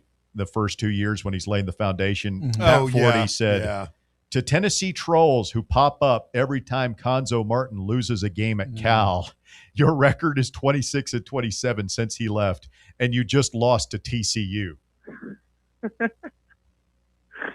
Hey, slap Pat 40, Get Conzo's nuts out your mouth long enough to give a little respect to the deacon, Rick Barnes. Hey, boys, I was going through. Hey, Jackson, hold on, just say I was going through. Yeah, you sometimes go through your screenshots, your phone, clean stuff out. I found the one with 40. I'll retweet it later, where he talks about Oregon could not even think about hiring Shiano, or he was basically saying that Shiano and the other coaches knew about the Sandusky thing. How about this? This was Gary Parrish responded to that Pat 40 tweet at Yahoo 40. It's bizarre. They act like they ran off Conzo Martin to hire John Calipari, and like they've been stringing wins together ever since. Oh, man. Tweets live forever. Bad tweets live forever. I mean, Conzo did have 3 appearances where he was knocked out in the first round after leaving Tennessee. I mean, he's and now where's he at? Missouri he's State. At Missouri State. Life comes first, full circle. Hey, man, like whatever. The Conzo team was fun to watch. That was a great run. Rick Barnes didn't appear to be a slam dunk hire when it was made, but damn it, in hindsight, if it wasn't a stroke of genius. The one decent thing Dave Hart did for the University of Tennessee, we got to give him that. Maybe to some people, but to me, it was great. Like, I just don't understand how you can look at that guy's track record saying, oh, man, like, Tennessee, we're so much better than Rick Barnes. Like, what? Well, at the time, you know, he had come off like a bunch of first-round exits. It was – anyway, we don't need to it's not even worth talking about. Jackson, appreciate you, my friend. Anything else? Well, I will ask y'all this question. You know, me and my buddy, we always talk about, always listen to KSR after Kentucky loses. And I was wondering if y'all had any good Florida Gators podcast. I'm sure it's out there. I'm sure there's maybe check Spaces on X. Maybe some good stuff there. I mean, the thing about Florida, this is what's so infuriating about Florida, right? Thank you, Jackson. Appreciate the call. They don't care. They've won 3 national championships. I think they've been to 4 or 5 Final Fours in my lifetime. And is there even such thing as a Florida basketball post-game call-in show? Probably not. I don't even think they have one. They care about baseball and football. I guess they care about baseball. They care when they win. They care when they win. But I mean, maybe they're the smart ones, man. Maybe we're the idiots who are sitting there watching, Kevin O'Neal basketball, saying this might be good someday. 865-966-3435 as Jackson drops off. That creates a line available for you. We appreciate everybody watching along on YouTube. Hit that thumbs up button for us. Like and subscribe while you're there. Almost 100 likes. Come on, man. We got enough people in there. Let's get over the 100 likes. Smash that like button. Had over 200 people on this thing. We're growing this thing. Just started, about to hit the 3,000 subscriber mark. Growing it organically. You can't buy this kind of growth. I was going to say 6 Final Four since 94. 6? Yeah. Do you remember that 94? Do you remember who coached the 94 team for Florida? That's the year I was born. That'd be Lon Kruger. Do you remember their best player? I don't know if he's their best player, but you remember the meat hook, Demetrius Hill? Or is it Dimitri Hill? I think the meat hook. He's big, like 6'9", 260-pounder, and he had like the baby hook. They called it the meat hook. It was back. We couldn't buy one against them. No, they're good back then. And then that dude left. Lon Kruger. Where did he go? I mean, he went I think he went to Las Vegas. He was at Oklahoma for a minute. Yeah, he was at Oklahoma, but I think he left Florida to go to UNLV. That's how little they care about basketball. Is they had a Final Four coach, and he was like, yeah, I'm out of here. Went to the desert. Let's get Brandon from Jersey in here next. Is this Trippin' Brandon? Trippin' Ricky? Illinois, then the Hawks. Yeah, How's it going?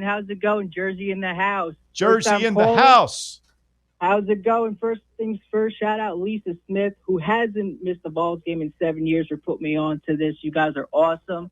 I'm just going to start off. I have a question and a qualm. I'm going to go with my question first. There were back-to-back times in the first where the defense turned into offense. I believe Carey got some good putbacks. I personally thought it was curtains after that. I felt good going forward. I am a Duke fan, but let's bygones be bygones. I'm right there with you, buddy. My confidence Still bygones and everything being like that. bygones here. God almighty. Favorite caller so far.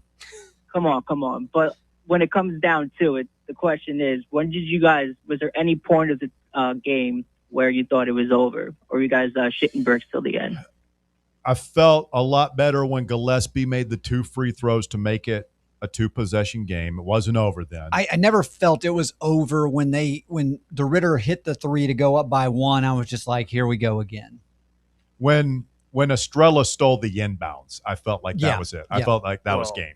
I thought we were chilling when we were running up the floor before Jacoby fouled him at midcourt.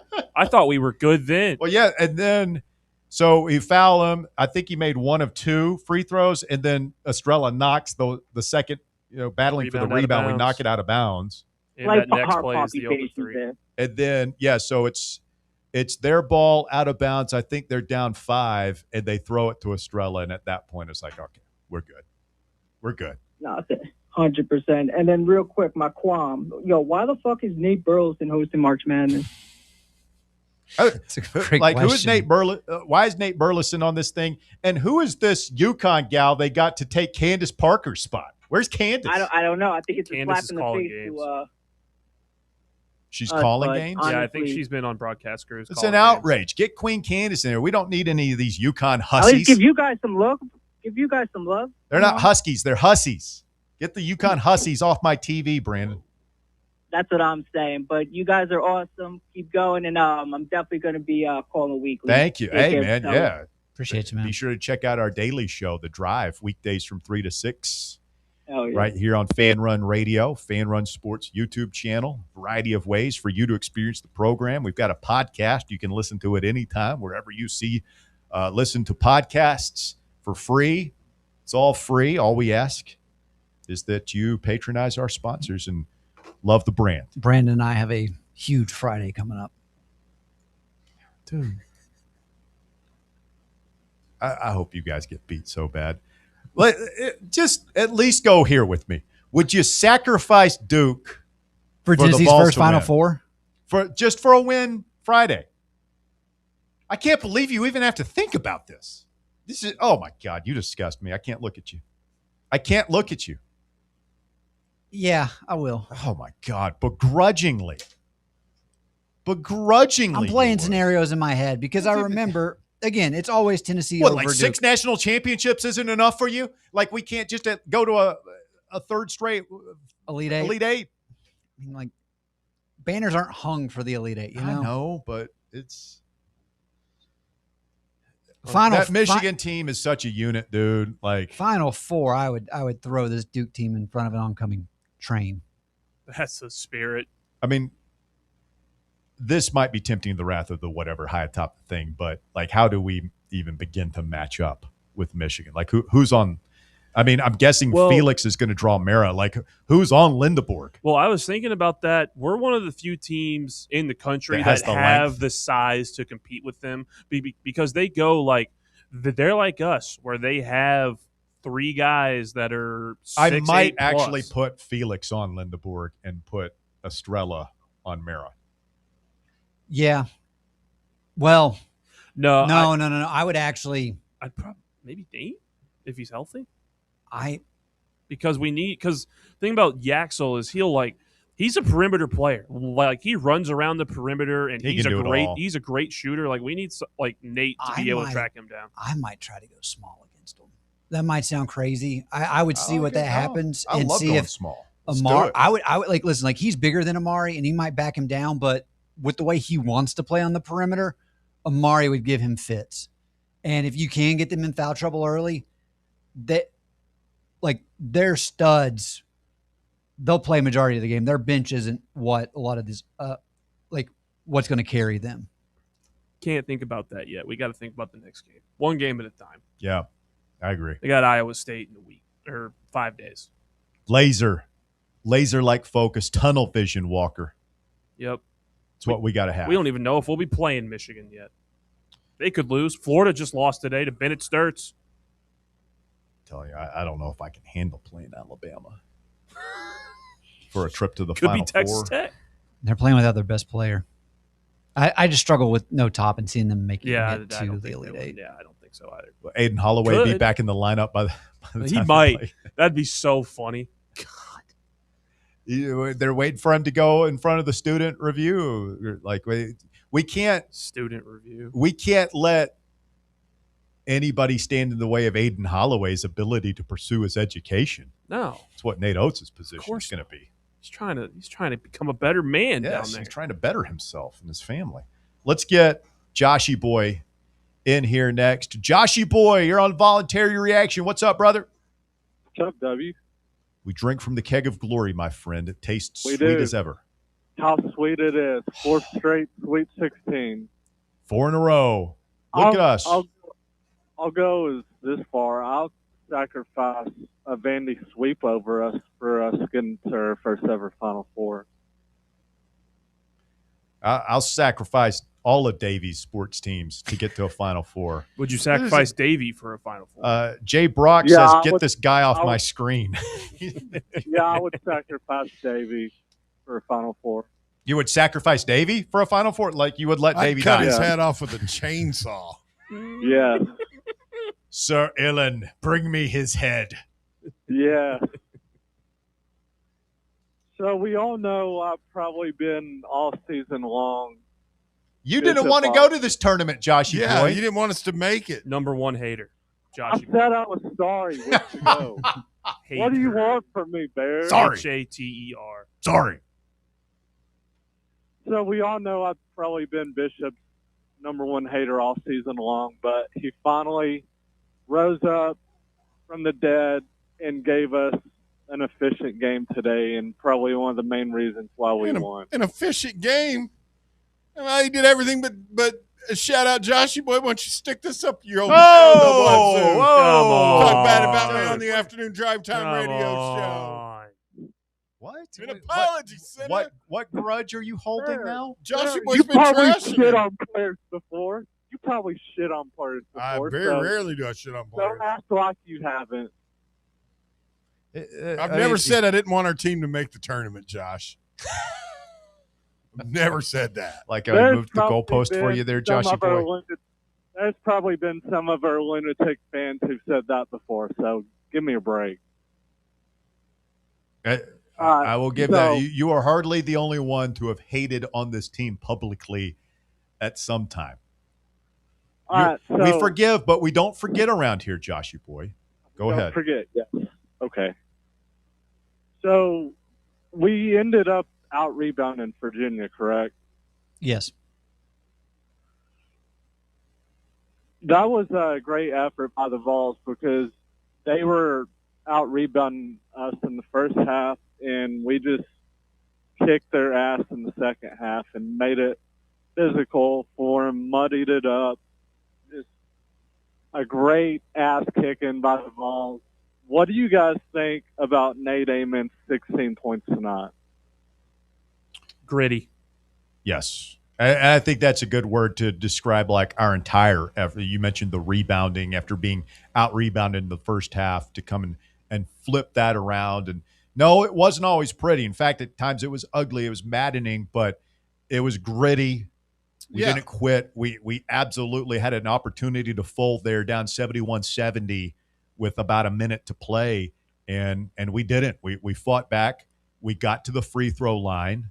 We made our free throws. And we got a couple of stops. And how about Mr. Jalen Carey showing up today? That guy had a really good game, 10 points.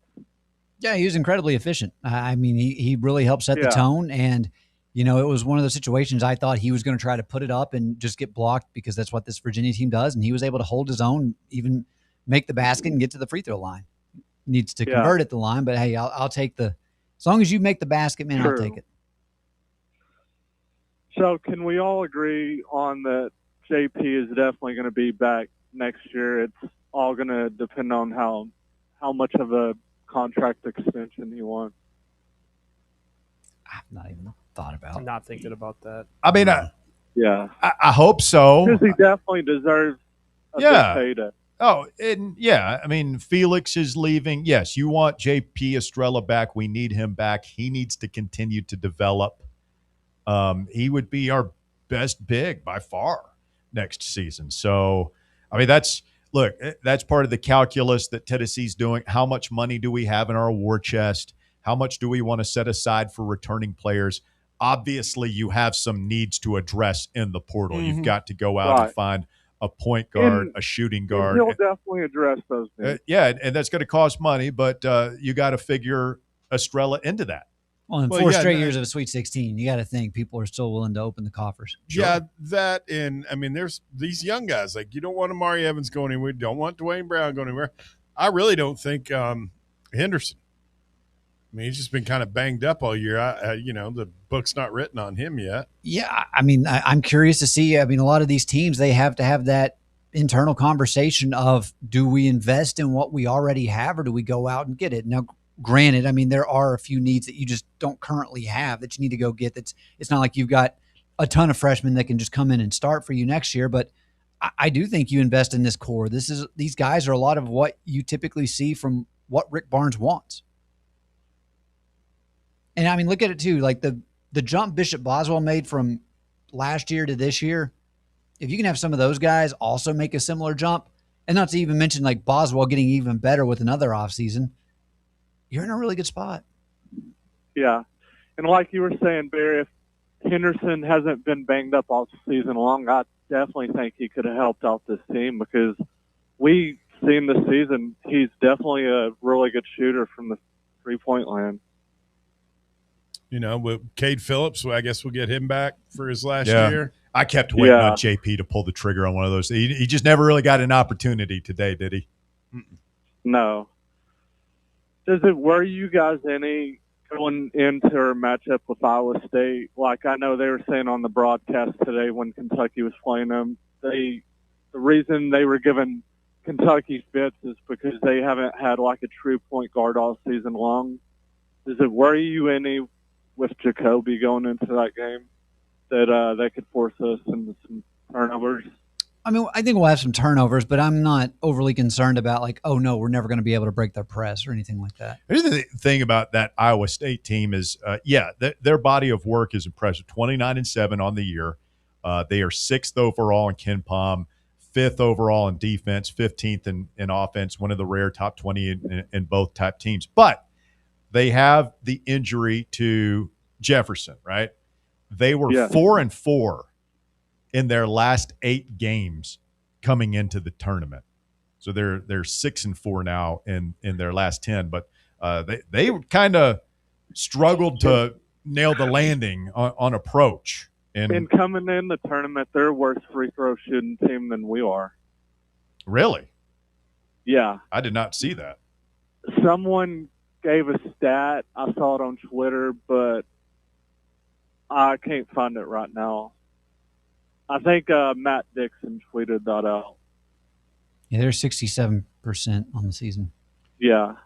So that's Joshua Jefferson, who didn't play today, a sprained left ankle in their round 1 win over Tennessee State.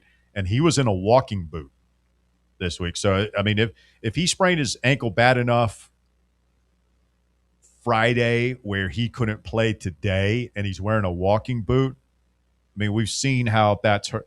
Like, it wouldn't be surprised me to see him play, but you see how much it's hampered Nate. Yeah, and listen, another thing too, when you have like a star player like that go out, that first game where he's not playing, the team usually does a really good job responding. Now, the struggle is, and again, this is like something I always look at whenever it comes to betting. Whenever that second game happens and the star's out, the team kind of comes back down to earth a little bit. But you look at his 4 games before the Tennessee State game where he got hurt, he had 21 points in the loss to Arizona, beat Texas Tech in the Big 12 tournament. He had 18 there, 20 in the quarterfinal, and then 16 in the tournament game before that. So he's definitely a guy they go to for, production and points. Yeah. one last thing on the way out. Great win, advancing to the Sweet 16, assuming we get by Iowa State. And how do you guys feel about us matching up with Iowa State? And I agree with what Walker said. I actually like our matchup if we get past Iowa State and play Michigan in the Elite Eight, because I think we could give them trouble. Have a great night. I mean, I'm so hesitant to look at the Michigan stuff before we've even played Iowa. I mean, that just feels like I can't do it. So basically, our little pod's it's going to be us, Iowa State, Michigan, and the winner of this Texas Tech Alabama game. Yes, sir. Yeah, it would be, you know. Well, all three of those teams, like exclude Michigan, but the other three teams, they're missing the key guy. Yeah. Well, I mean, they've got Iowa State. They've got like a big like Serbian dude, Mama Silovic or whatever that guy is. They've got a guy from France. They've got and then they hit you with the three guards. A lot of Caucasianness happening there. A lot of guys who are crafty. Lot of old man game. A lot of gritty, tough, lunch pail, gym rat type guys on that team. It seems like we say gritty about our team every year now. I'm talking about Iowa State. Oh, yeah. We're gritty too. Well, we are, man. We're gritty. Well, yeah, I think it goes back to the old adage of your team usually takes on the personality of your coach. We've kind of got a gritty, you know. I was outside doing some coaches. I'm watching that game today, and Kentucky jumped all over them.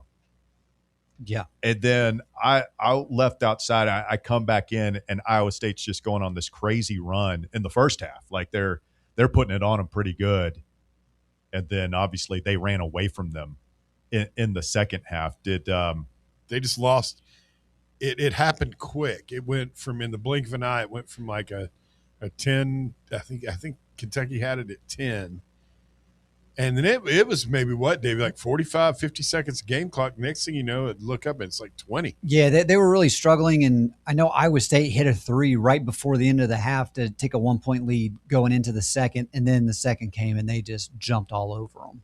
Kentucky didn't have an answer. From the desert, the Sheik says, coming into this game, Iowa State was number 340 in free throw percentage. We were 289. We are number one in offensive rebounding percentage. Iowa State is 52nd. I don't know. I don't really like hanging our hat on the offensive rebounding thing. I don't either because we don't finish them. By the way, if you're thinking of going to Chicago this week, take your sweaters, your long pants, your parkas maybe. It's currently 35 degrees with a feels like a 15. Brutal.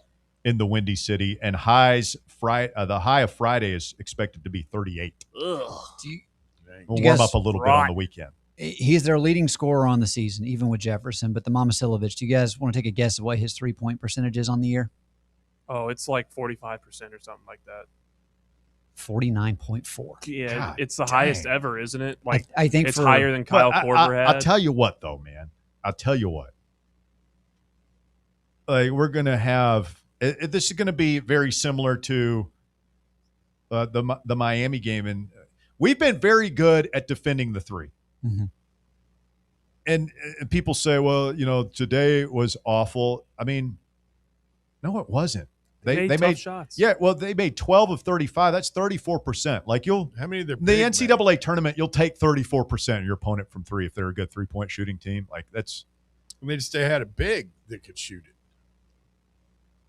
I mean, they made 12. That's a big number, but Miami didn't torch us. We've been pretty good. The best we've been was the Alabama road game. Yeah. Mm-hmm. And so, I'm sure Mama Silovic will make a couple of threes. But, I mean, he made 4 today. He was 4 of 9. Maybe this is famous last words, and I shouldn't even say it out loud, but I'm not really worried about somebody torching us from. Oh, God, don't say it. What are you thinking over there? Well, I'm just slapping, Davey. I'm more worried about Say what, Walker? This guy is literally the best 3-point shooter in the country. I'm more worried about. Well, it's going to be such a focal point, right? They don't. He's not there. Like they can score all over the place. Like their guy Tugler, their shooting guard, he is just as cold as him, and he can score inside too. He's I'll very tell you right I think now, that's like the, if we could Houston beat guy. No, not these Tugler. guys, Who is it? Lipsy. Yeah. Damon Lipsy. I would feel like we could beat anybody in the country because I think they're capable of winning it all. I'll be honest, I've never watched them play. I mean, they're hurting with Iowa State. You didn't watch that? Them play today Arizona? was the most I've watched them play. You didn't watch that Arizona game they played in the Big 12 tournament? That was a good game. I just saw the very end, the last play. Notzelberger's a good coach. He's really good. I'm curious if he. I know they're talking about Odom going to UNC, but with what these guys have been able to Bobby do, Hoops was on them earlier in the season. Speaking of Arizona, they playing with their food? you thought they're playing with their food, aren't they? Oh no, that wouldn't be good for me on my bracket. No, since that is up 6 with 3.5 to go. Oh, that would be such a shame, wouldn't it, if they just dropped this game? God, you'd hate it for them. How would you feel about a Final Four matchup with Tobey Owaka I'd hate it. and Braden Burries? We'd be in the Final Four. It'd be wonderful, but it would be. I'd rather go against Tobey than those Michigan dudes. They're already asking Bill Self about his future. He says he's not made a decision. But he's had a lot of health problems, hasn't he? He has. He had to go to the hospital middle of this year and miss a game. Cryptically. I don't know. I'm still just gobsmacked that Tamba could actually make a Final Four. Does he play? No. Not even a little bit. Let's get Jamie. You think that GPA stays up there at 4.0? That St. John's GPA stays up there without his help? I don't think so. Jamie, you're on voluntary reaction. Go ahead. What did Dwayne Shinsis that was their Florida's? Well, that was he was on the '94 team. He was late '80s. Yeah. Oh, okay. So Florida went to a Final Four in the late '80s. No, in 1994. Okay. All right. Okay. So I thought in '94 Dwayne was there, but I trust your steel trap mind when it comes to this. What in my brain though? When you say Lon Kruger, I think Don DeVoe. Where did they cross paths? When DeVoe were they both coach at Navy? No, but I think good question. Oh, you think they worked together?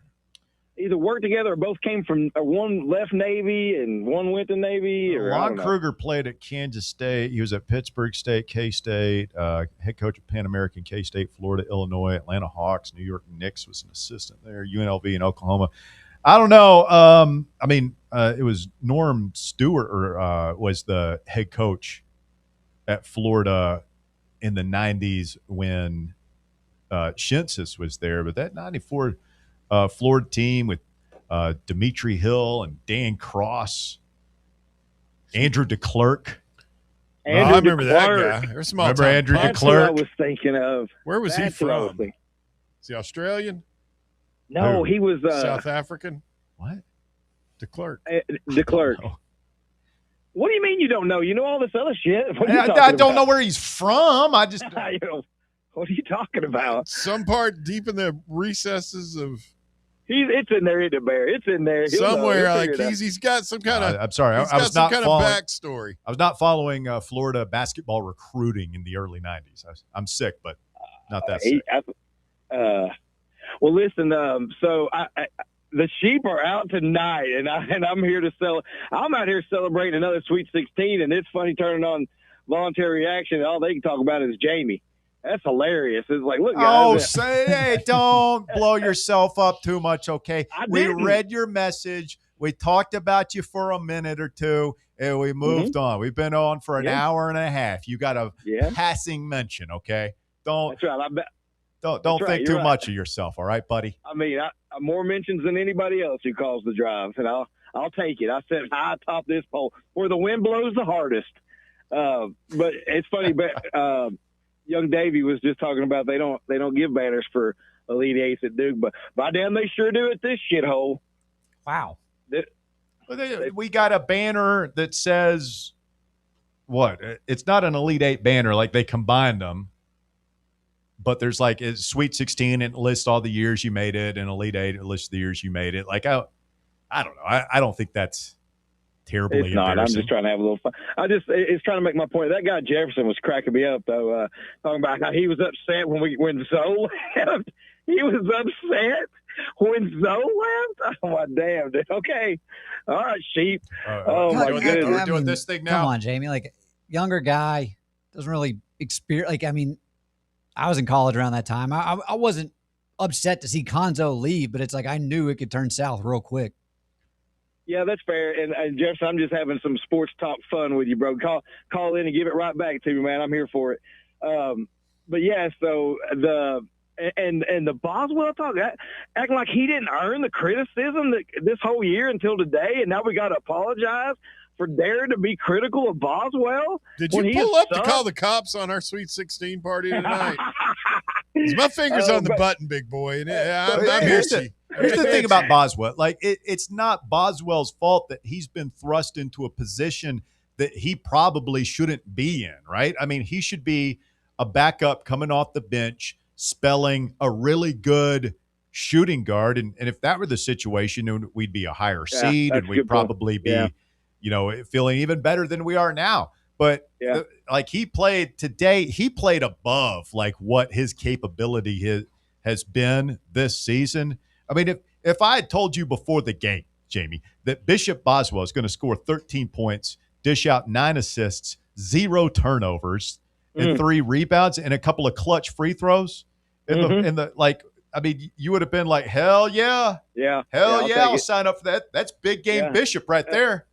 Against a team like Virginia, big game sure. Boz. Put some respect on his name. Some respect. Oh well, yeah. You're no, I'm not. You're right, Bear. Let's not call it. Hey, I'm watching Braden Burries shoot free throws right now for Arizona.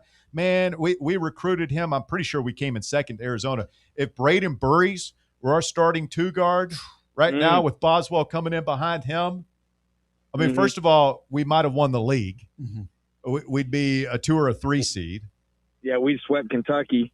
Oh, for sure. Oh. And Cuse. But that's, hey, it's one thing about Barnes, man. These guys, it doesn't matter if you're a 5-star or a 2-star. He gets every bit out of you. And I'm definitely, I've been one to rip him on his shortcomings. But, man, that's you got to like that out of a head coach, man. These guys come in, these 5-star prima donnas, and they do not play like that when they play for Barnes. And you got to love that, man. They play hard, and I can relate to that as a UT fan, man. I'm here for it. But man, you're right, Russ. I'm loving this week already. What a great. I mean, the sun's going to be out every day because we're still in the tournament, and I mean, it's just something that we're not used to. And we've gotten 4 years of it, man. I'm all about it. It's really cool. I grew up with Bear, and where we weren't in the damn thing. That's just that. Forget about did we make it out of the first round? We didn't even go. We didn't go to no tournaments. I mean, we didn't go, but what, 1 or 2? Did we go once under Don DeVoe? Maybe. And the 4 years under Jerry Green, we all just were waiting for the other shoe to drop. That clown. The one time I remember going Jerry Green, ironically, we were 1 and done. We lost to Virginia. Yeah. And that was DeVoe? Was that Dale Ellis? It was. I don't know if it's his last. No, it was way past Dale Ellis. This was Dyron Nix, I think. By the way, Andrew DeClerc hails from Clearwater, Florida. No, he's from Detroit, Michigan. I'm looking at right now. His Wikipedia says he's from Clearwater. But he was born in Detroit. Huh. This says Wikipedia too. Between 83 and 98, we went in 89. Did have 4 straight appearances in 98, 99, 2000, 2001. Oh, yeah. I mean, Jerry Green, 420s, baby. Jerry Green. 420s, Jamie. Yeah. And we hired that guy, and everybody who knew anything about basketball knew what that. We just handed the keys to a Rolls Royce to that clown. Because, I mean, say what you will about my mind just went blank. The guy that left for Northwestern. Kevin O'Neill. He left that cupboard stacked. I mean, what we had? Well, here, Russ will be able to name me about 5 names. We had Isaiah Victor, Hathaway, Black. Guy named Tony Harris coming in. Gosh, Brandon Tony Wharton. Harris. Woo. Brandon Wharton. Oh my goodness, what a load of let's see. There was also Marcus Hayslip, if I'm not mistaken. Eric Walker. Yarborough, a guy named Ron Slay came along a little bit later after that. Yeah, I mean, we had some good teams. We had some good players. Yarborough was well, we only got Yarborough because we wanted his brother Del Baker. That was the opposite way, right? I'm sure you did. I'm sure. Hell, we may have already talked about it. I always forget. I was watching the Palace last night. And KO's on the floor there. Kevin O'Neill was on the the Pacers staff or the Pistons? I can't remember, but yeah, he's front and center in that video. Jamie, we're going back. It's going to be a huge week here on Fan Run Radio. Volunteers 4 years in a row, Jamie. When you were watching the end of the Don DeVoe era, when you were watching Wade Houston roll the ball out there, Kevin O'Neill, Drunkle Jerry Green, you were watching all those guys, Buzz Peterson. Did you ever think there'd come a time when you went to the Sweet 16 4 years ago? Jerry Green talked about 420s going to the NCAA tournament 4 years in a row. Rick Barnes goes to 4 Sweet 16s in a row, and we act like it's no big deal. Yeah. Isn't it funny? You're right, Russ. Not only did I not think we'd ever we'd go to four straight Sweet 16s, you took the words out of my mouth. I didn't think we'd ever make 4 tournaments in a row. I was just wanting to make a tournament. Man, it looked like so much fun. I mean, if you're anything like me, guys, growing up, I had to just find another team to pull for in March because you knew we weren't going to be involved. Oh, man. You know, I'd be like, man, let's go Arizona Wildcats or Duke Blue Devils. No, see, some of us go pull for the Fab Five, like yours truly back in the day. Some of them pull for. I mean, like who pulls for Duke? Like who makes that as a conscious decision? That was before I was born. I knew from the first time I laid eyes on Duke, I was just like, I hate this. I hate everything about this. I hate their student section jumping around. I hate Christian Leitner's face. I hate Eric Meeks. I hate Bobby Hurley, and I hate that rat-faced bastard coach of theirs. I dislike all of it. Shevsky, all of it. When I was younger, talking about teams I would get interested in March. One of my first ones I remember was the backcourt of Tommy Amaker and Johnny Dawkins at there you go. Yep. That was Jay Bias. I was like, man, it just seemed like another league. Like that was the NBA. Like Tennessee couldn't even qualify for that. That's what I've always said, Jamie. Duke's my NBA team. Tennessee's my college team. Well, it's hard to argue with that because we're still chasing that kind of clout. But man, we are. It sure is cool to be what we've done these last few years, and But let's lay off us that we're there to be critical of guys that have earned some criticism, and let's all just enjoy the win and getting into the Sweet 16. Let's not turn around and look for UT fans to shit on. Y'all hang in there. I'll talk to you Monday. He's always got an agenda, and he's so disingenuous. He's one of the best. I love Jamie. The circular logic. Still on the corner by himself. Alabama's kicking Texas Tech's ass. Yeah, they are. They can't miss. Arizona stopped playing with. Here's the dilemma.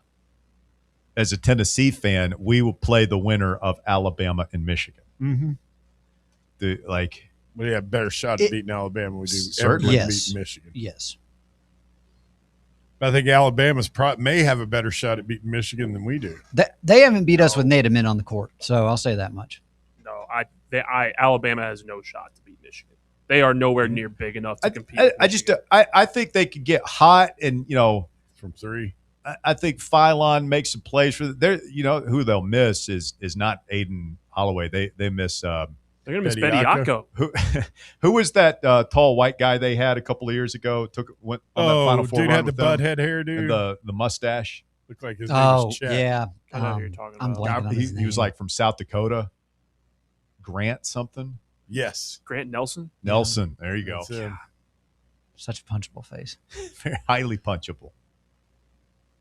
Really, any face in an Alabama uniform is punchable if you stop and think about it. I mean, listen, if they do win, there's still plenty of time for another player to get arrested.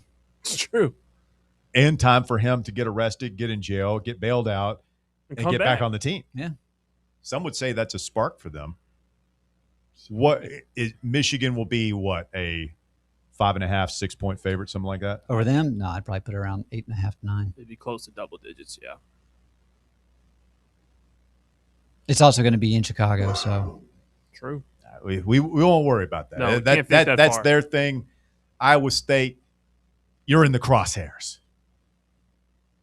Matty Ice is next. What up, Matt? What's going on, boys? We've got a proposition for you, buddy. Mm-hmm. Forgive me, I'm a little hoarse. I was down in Tampa and was thinking about this. You know, there's a very small but mighty chance we could see a Vols Duke national championship.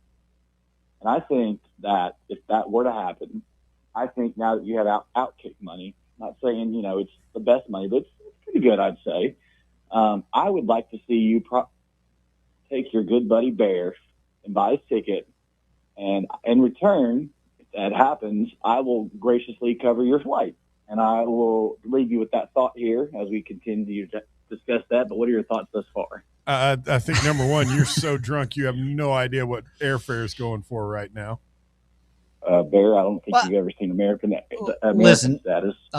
Indianapolis isn't that far of a drive. You drive that. I don't know. I'd drive to Indy. I'd go to Indy. I made that trip 3 times last 4 months. It ain't that bad. Well, what do you mean you don't know? You're already doing this thing. You've been the one saying that we're going. If we go to the Final Four, we're all going to Indianapolis, and now that we're 2 wins away, you're starting to get cold about feet Tennessee already. And Duke, I don't want to sit there with Davey at a game. I'm rooting for the end up Vols going in to this jail scenario. after we lose to Duke, and I just beat him senseless for because what? he's being a I'll be smarmy there little decked prick. out You're in my gonna fight Tennessee Davey? gear. He's our brother. You can't fight Davey. You Cheering can't fight on my Rick brother Barnes if and the you- boys. He'd start in with that smarmy Duke bullshit. You I'd can't- lose my damn temper and snap. If you remember, he did already say he would chop Davy's head off with a chainsaw That's for true. for a lot of violent talk towards Davey. All right, can we pump the brakes on that a little bit? I mean, come on, it's Maybe very a little bit. off-putting. All right, fine. Listen. Look, I'll give you back the half hour. I just wanted to say a couple things. One, Bear, I'm as sober as I'll get out. I'm more so hungover than anything. The final thought, though, I have for you, Davey, is as Russell talked about it, I think you give this team a week to prepare. I really do like our chances. I'm not saying it's a given, but I think with the early line of -3 for Iowa State, it wouldn't surprise me if Tennessee were to get the upset. But the question I have, as you know, Russell, you've talked about in previous seasons, just playing with house money. Most of us agreed this was a Sweet 16-like team. Can they go out and put together 2 consecutive big games where they beat elite talent? Like you saw where Houston earlier on the season, you could take care of that.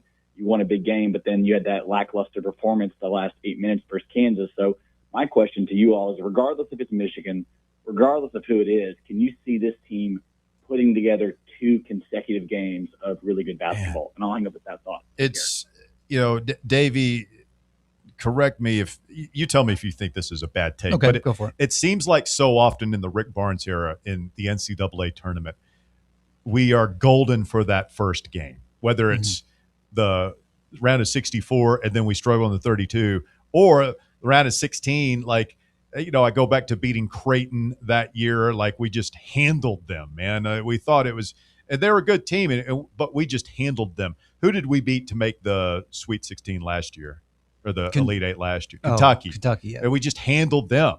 It feels like you give Barnes and his staff 3 or 4 days to prepare for a game, and like they can really put together a great plan. And then it feels like they struggle when you only have 48 hours, you turn around. And I know they're pre-scouting. Like, I know we didn't just go into the game with Purdue Houston last year, like, like we did our groundwork on that and everything beforehand. But man, it seems like that second game, whether it's the first weekend or the second weekend, is always more of a challenge. Well, what I'll say to that is, if you look at how Tennessee plays, and it is one of the most physical styles of basketball of any team in the country, I think a lot of the teams that you're facing there aren't used to getting that level of physicality, and that kind of stuns them a little bit. Now, granted, you still have to have the Vols make shots, and we've seen that this team, and just in general, the Rick Barnes era, you can have those droughts where you go 4 to 5 minutes without scoring a single field goal. But having that extra time to get rest, go in there, then you also just have to look at it. I mean, they've done this 4 years in a row going into this game. They understand what they need to do to be prepared for that matchup. Well, the coaches do. Yes. I mean, you got some of the players. I mean, Jacoby made it last year as well with Maryland. But I also look at it from, Iowa State last year, they lost in the round of 32. Otzelberger 2 years ago, they made it to the Sweet 16. But, I mean, this is with the transfer portal era being what it is, like a lot of these guys that Iowa State has, they aren't used to being on this stage. So you have to hope that the experience, and that's what you always see these teams talking about. That's why you often have these coaches preparing their teams by doing all these neutral site games leading up to it. And I think Tennessee's handled the neutral site games very well. Granted, against, Vandy, they couldn't miss in the SEC tournament. But you look at those games even earlier this year. We handled Houston, who still a great team. And listen, Kansas, they were still dancing up until today, but you've took advantage of going and playing those games. And I feel good about Tennessee's chances going into this one, especially if Iowa State's down the Jefferson kid. Yeah, I mean, and that'll be a big storyline this week for sure. And I would expect Iowa State not to offer much in terms of information about that. But the one thing I will say that makes me a little hesitant is you mentioned most teams not used to playing a team as physical as Tennessee. I don't know if that is going to apply to Iowa State. They've played Houston. They've played Kansas. They've played Arizona. Mm-hmm. So they are used to the physicality. I mean, if we're going to have we have to do that. I mean, that's obviously our brand, but we've got to have another edge as well. We can't just be expecting to go out there and out physical them. It's fair. 865-966-3435. By far the rowdiest, wildest, longest, most listened to, most called into edition of the Voluntary Reaction this year for basketball. And let's just hope that we can break these audience records next week. In a happy way. Yeah. Let's get Preston in here next. Preston, you're on Voluntary Reaction. What's up, man? Go damn balls, guys. Let's do it. Let's do it. Like started up with that. But y'all mentioned driving up Indianapolis. The last time I called in here was about a year ago. I'm on my way back from Indianapolis after Houston. It's not that bad of a drive, at least from Nashville. Probably no good way to get there from Knoxville. But last year, we were talking about rebuilding the team, and I said I didn't see a way. I didn't really think we were going to do that well, just considering all we lost. And I was wrong, and I'm very glad to say that. Should have never doubted Rick, that's for sure. He's proved just time and time again that he can win, not only in the regular season, but in March as well. Nobody ever better say regular season Rick ever again. I mean, one of two they will. teams They will. I mean, you said it like we should have known better.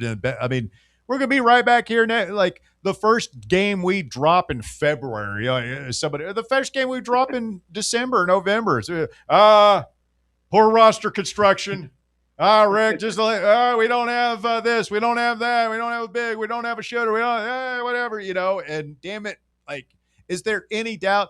They're going to make your reservations, man. We're going to Sweet 16 next year. We're doing it, man. This is what we do, Preston. Exactly. No doubt. I think the only thing moving forward, I mean, just like y'all said, can we string together two really good games? I think Rick will have the guys ready to play after a week of preparation, but just being able to string it together. And if you do get Michigan, I mean, they were number one in the country for how long? I mean, they're a really good team. But, I mean, look at how we played in January, too. I mean, if we play like that, I don't know. I think you can give anybody a run for their money, that string of games before we lost to Alabama, really, before Nate got hurt, we were playing as good as anybody in the country during that time. And if we give Nate another week to rest and everything, I mean, he played a lot better today, but I mean, I think every day that goes on, he just gets better and better too. I'm excited for it, but just wanted to call in and say go damn Vols, and I'm looking forward to continuing on the season, hopefully for 4 more games. Thank you, Preston. Appreciate the phone call.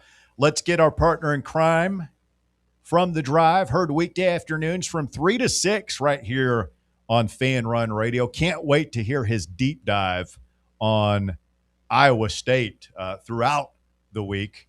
I speak, of course, of Bobby Hoops, Bobby Baskerville, joining us this evening, here on Fan Run Radio and the Voluntary Reaction. What up, Bobby?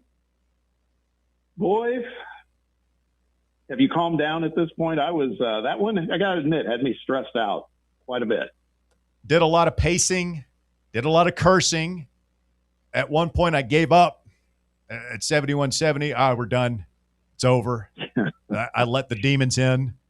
But in the end, Tennessee prevails, and we're going back 4 years in a row, Sweet 16. Pretty good for a retirement Rick, huh? Not bad. And here's another factoid that I take great glee in saying. Maybe you guys talked about it, but this will mark the 6th consecutive season that the Vols, one way or the other, have gone deeper into the postseason than Kentucky has. 6 straight years. That can't possibly be true. Yeah, I mean, they're it's big. I wanted them, Bob. Is on fire. I wanted them for about 10 minutes today. It looked like I was going to get my wish, and we were going to get Kentucky in the Sweet 16 for the 2nd year in a row.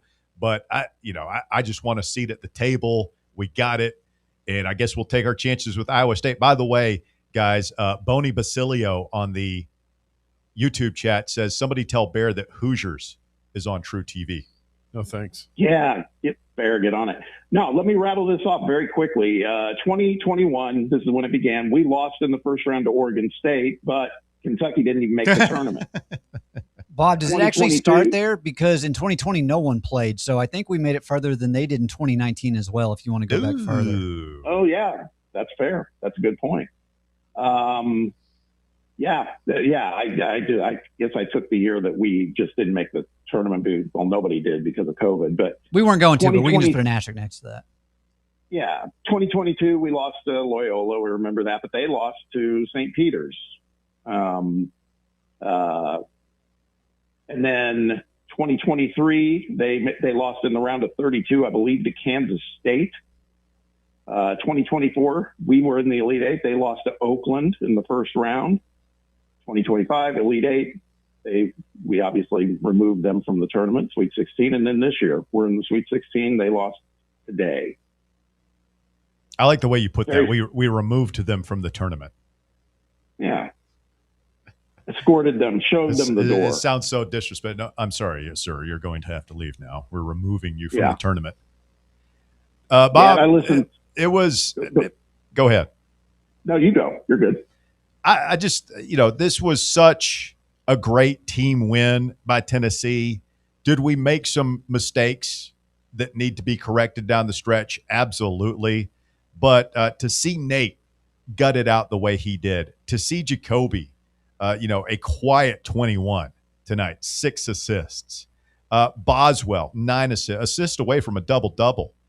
JP, Carey, big minutes off the bench. And what can you say about Felix Okpara?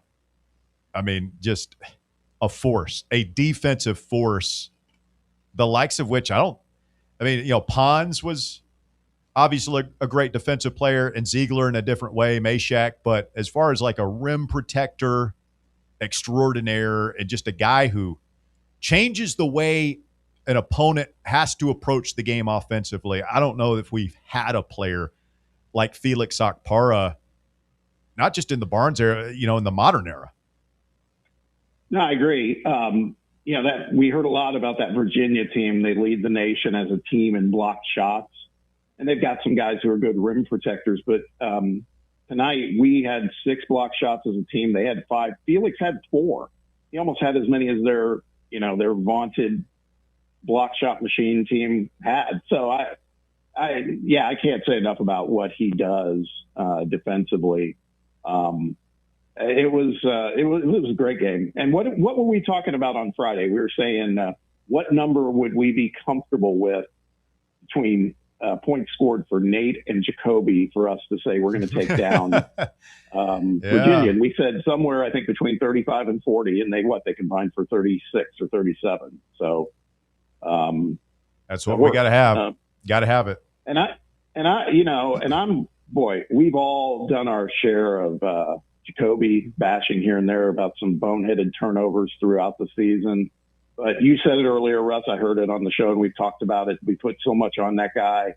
I'll ride with him till the very end, man. That guy, those clutch free throws. And don't forget, remember, he did that against Houston, too.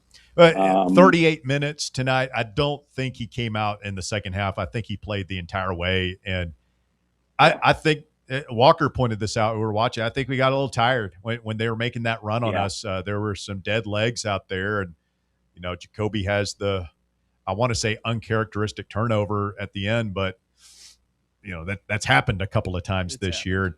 I just, I feel like just letting those guys get off their feet and rest.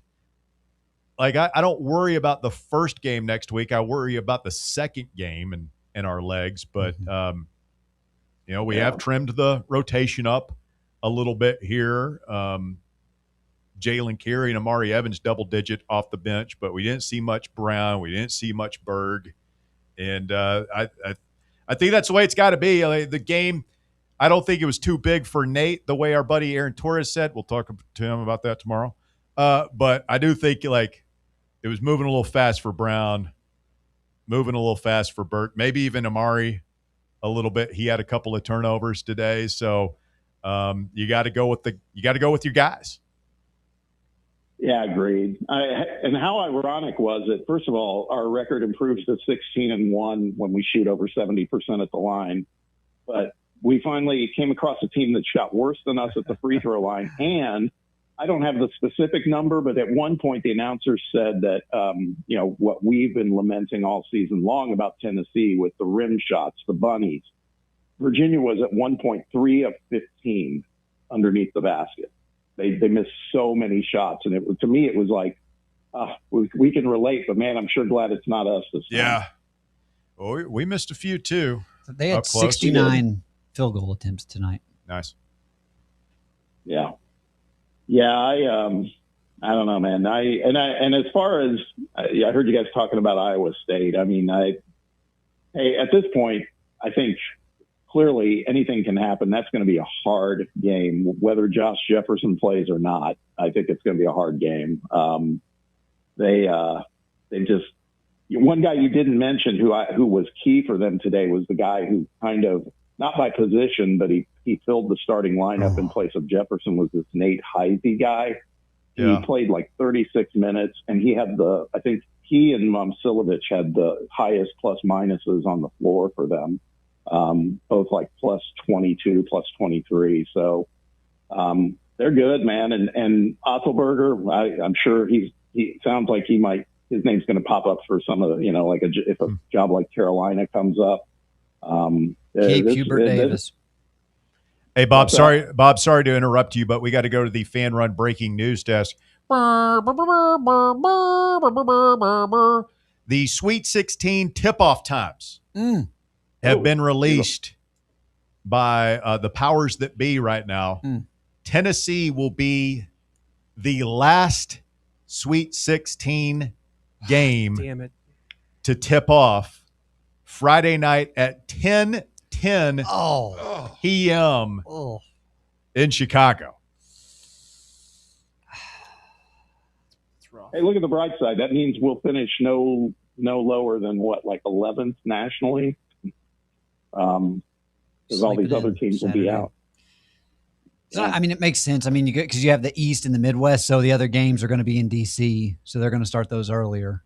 My initial thought on that is I hate it, first of all, for us as fans, because that's too late to tip off a sporting event. That's stupid.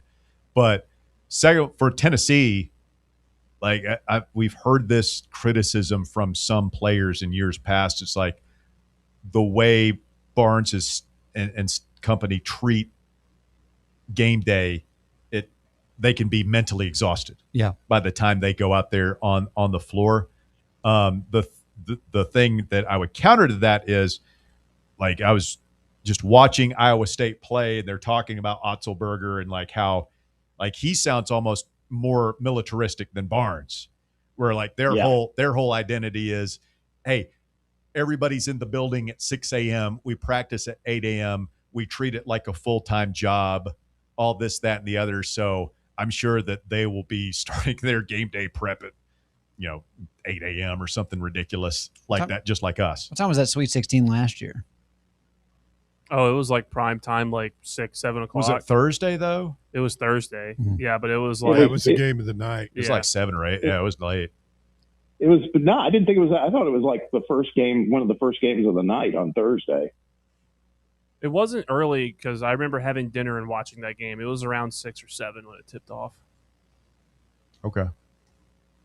God, that game's going to be so miserable to watch against Iowa State. Not only is it at 10 o'clock, but, I mean, stylistically, you're right, Bob. It's going to be like we're going to be watching two teams basically punch each other in the face for 2 hours. Right. It's true. It's and what is, by the way, what is the, because I've never looked, I just heard that he was hurt and then I've never thought much more about it. Is Josh Jefferson's injury, is it an ankle? Does anybody know? Ankle sprain. Yeah, apparently it was fairly severe. But there's still a chance. I mean, they'll play poker on that till the very end if he's going to play or not. He was in a boot but using one of those, like, where you put your knee on the cart thing. Scooter. Yeah. The game against FAU in Madison Square Garden, wasn't that it was supposed to be a 9 p.m. tip, and then that Kansas State game went crazy. Oh, yeah, it went to overtime. Yeah, and we ended up tipping off at like 10 against those guys. So I remember that. Okay, Michigan, they're scheduled for a 7:35 p.m. tip. Oh, God. Oh, that's bad. Hopefully, well, I don't know. I mean, I guess I do think Michigan's going to handle Bama. So, I mean, that one might be getting done earlier than anticipated. Here's one for you, Bobo. This comes courtesy of Chad Withrow, your Outkick partner in crime, Davey. Oh, yeah. Rick Barnes has now won 14 NCAA tournament games at Tennessee. Vanderbilt has won 11 NCAA tournament games in their entire history. Damn. Rick Barnes has won more tournament games at Tennessee than Vanderbilt has in the history of their entire program. Pretty good. It's a great retirement gig. Well, boy, what a trifecta to have Vanderbilt out, Kentucky out, and now Florida out. And who would have thought that out of the remaining SEC teams in the Sweet 16, Texas would be one of them? Yeah. Never saw that coming. Oh, good for them. So it's us, Texas, Arkansas, and Alabama. Potentially likely. Alabama, yeah. Likely Alabama. They're Likely up Alabama. 40. Oh, Yeah. wow. They are doing the thing to Texas Tech. Yeah, they're doing vintage Alabama work when it's on. It's on. UCLA hanging around. They are. UConn can't put them away. And man, shout out to. I'm telling you, I think I sent you guys the clip. That whole deal between Todd Golden and Ben McCollum tonight, and the fact that McCollum's team backed it up to boot. I mean, it does not get more satisfying. What is it for those of us who were completely absorbed with the Tennessee game? What exactly happened there? Well, but I was now. Keep in mind, I was watching the Tennessee game, but then I flipped during a commercial break and I saw this stuff. They were replaying it. It was Condon and Fulgaris, the guy who hit the game winner for Iowa. They were tied up. They both had the ball, and it was like a scrum and a wrestling match. And they called a jump ball, dead ball. They wrestled to the ground, and Fulgaris kind of got up and looked like he almost intended to put a punch to Condon, but he didn't do it. He Balled his stopped. fist up. Yeah, exactly. And then Eddie Hardaway. Apparently, Golden wanted something, flagrants, whatever. I think maybe they called double technicals or something. Yes. But somewhere along the line between McCollum and Golden went and looked at the replay with his guys on the iPad, and he turned around, and that's where you see in that clip I sent you. I mean, he dropped every chance he could, an F-bomb, get the fuck out of here, all this other stuff. And McCollum was saying McCollum was giving it right back to him, man. So anytime Todd Golden, his team gets knocked out of the tournament, but also this guy's a good coach, but we've talked about it. His douchebaggery level is it's bordering the Hurley Cronin level that we've been talking about in this game tonight. So I love it. I hope McCollum gave him a little hit the road bitch on the way He out. probably said, he said, I'm sending you home, and this won't be the one Sweet 16 you're missing out on this year. Just think of all the girls you'll be able to talk to now. Yeah, somebody posted something like that. They go, "It's got to be tough for Todd Golden. He hates to miss out on a Sweet 16." Yeah, it was a Florida State co-ed. Yeah. Said she couldn't believe that he'd miss out on a Sweet 16 party. Peeping Todd. Yeah. I mean, I was there for. I was there for it if something got nasty. I think McCollum would have kicked his ass. I mean, McCollum looks like he's kind of mean, actually. Yeah. Well, he got the last laugh. That's the beauty of it. God, that play was so perfect too. And I also said on the thread, I think Walker saw it too, but that Ben McCollum dude, that's like Danny White has to be watching that going, that's what I thought Kim Caldwell was going to be, a guy who dominated at the D2 level and is now in his first year at Iowa, has him in the Sweet 16. And, it can happen. Just didn't happen for us. Kimmy still got a job. She can still turn it around. I think she'll probably keep her job, by the way, now, just because she owned some of the stuff the other night in the post-game press conference, which somebody must have coached her up on that. But, man, felt pretty. There won't be any pressure on her next season, will there? Well, usually when you have the longest losing streak in program history, things aren't boding well. Yeah, exactly. But yeah, man, I'm just very, very excited for this team to still be playing. And hopefully everybody can just take a pause at least until Friday night, because I'm sure there'll be people bitching about Rick Barnes again at some point on Friday night. It's inevitable. Hey, just another little coaching tidbit for you here. Pete Nakos on Friday said that sources told him that LSU coach Matt McMahon has not been formally told he will be back next season, and that his staff was in limbo, and there was no update given over the course of the weekend. It's weird you don't have that answer if you're that program it's been well over a week. Yeah, so you get their staff is in limbo. They're trying to build their roster for next year, and they haven't been given assurances. That kind of makes me wonder if, that there's a lot of bring back Will Wade thing. It's got to be similar to the bring back Bruce thing here locally. A lot of local pressure there. It almost makes me wonder if that crazy LSU board and all that stuff that we all saw how that went with the Kiffining this past offseason. It's like, are they trying to determine whether A, they would even be willing to bring Will Wade back, and then B, is there like back channel communication going on? He would leave NC State, I know that much. You think he would? Yeah. He said he wouldn't, though. Are you telling me that we can't trust what Will Wade says publicly? The guy caught on an FBI wiretap might have credibility issues. Yeah.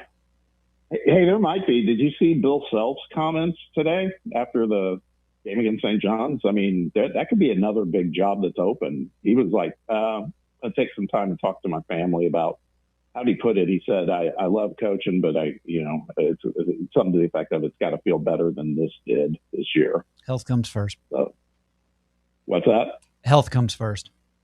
Yeah, exactly. So, I mean, can you imagine if North Carolina and Kansas were both open? I mean, Nate Oates will be sending resumes to both schools.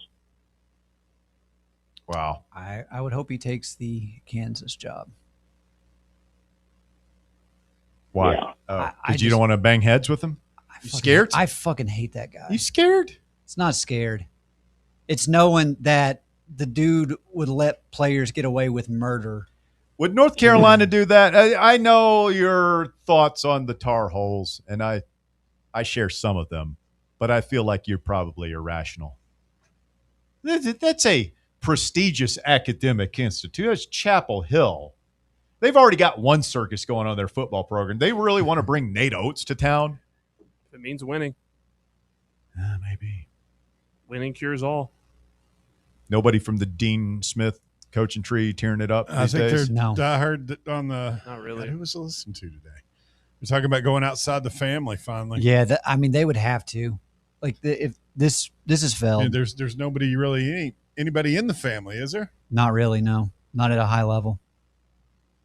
Is it weird they refer to it as a family? I mean, you could say the same thing for, like, there wasn't a great coaching candidate that Kay had, which is Shire was just on the bench, and they're just like, oh, yeah. You could have brought Johnny Dawkins home, one of the Capel brothers. Yeah. I mean, Which Capel did you guys have? Jeff. All Krzyzewski had to do was just, show him all the cheats, all the cheat codes he's got. The dirty bullshit that guy's pulled over the years. Oh, I'm sure he's talking about dirty play. He's seen the files. That guy, don't look at me with that wide, doe-eyed expression. The guy was a piece of. He's a piece of shit. He was in the Epstein files.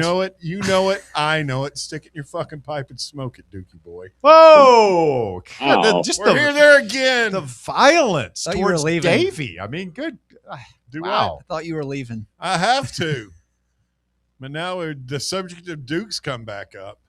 I just hate him. Fuck Duke. Anybody want to go to Waffle House? I'm starving. I'm so hungry. I'm as well. All right, Bob. We'll wrap this party up, man. This has been a fun one. We deserve this, man. This basketball. It feels like we haven't had a fun VR all fucking season. The win against Alabama was special.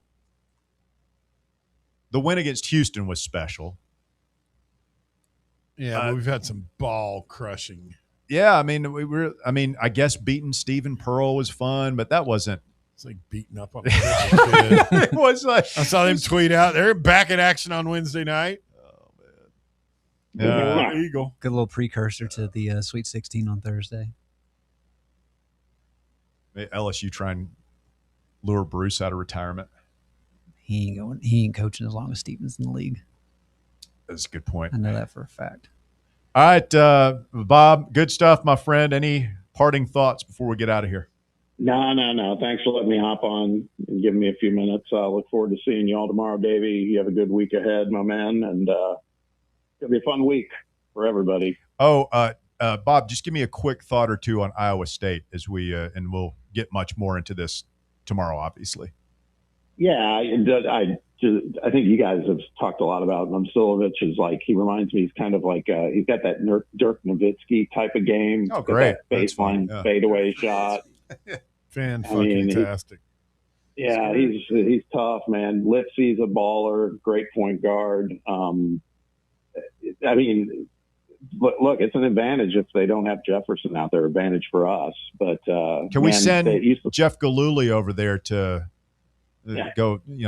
Tanya Harding, Nancy Kerrigan treatment on that ankle. What I can't get a handle on was today's performance by Iowa State that impressive, or was Kentucky just a freaking meltdown? I mean, 20 turnovers for them, 20.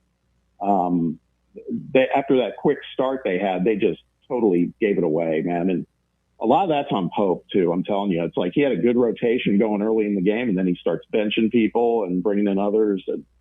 And they should be glad their season's over. They really need to just reboot it. But back to Iowa State, they're going to be tough, man. Otzelberger's a great coach.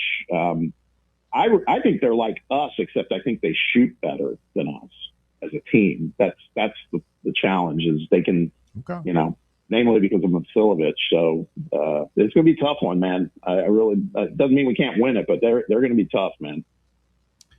Big one. Friday night at the United Center. We will talk about it all week long. Bob, we'll see you here tomorrow. All right, boys. Y'all be careful going home. Talk to you. Night, Bob. As Bob Baskerville, he'll be with me and Baron Walker tomorrow right here on Fan Run Radio, 3 to 6, The Drive. Davey Hudson of Outkick, great seeing you in person, my friend. It was a fun weekend, boys. The dream continues.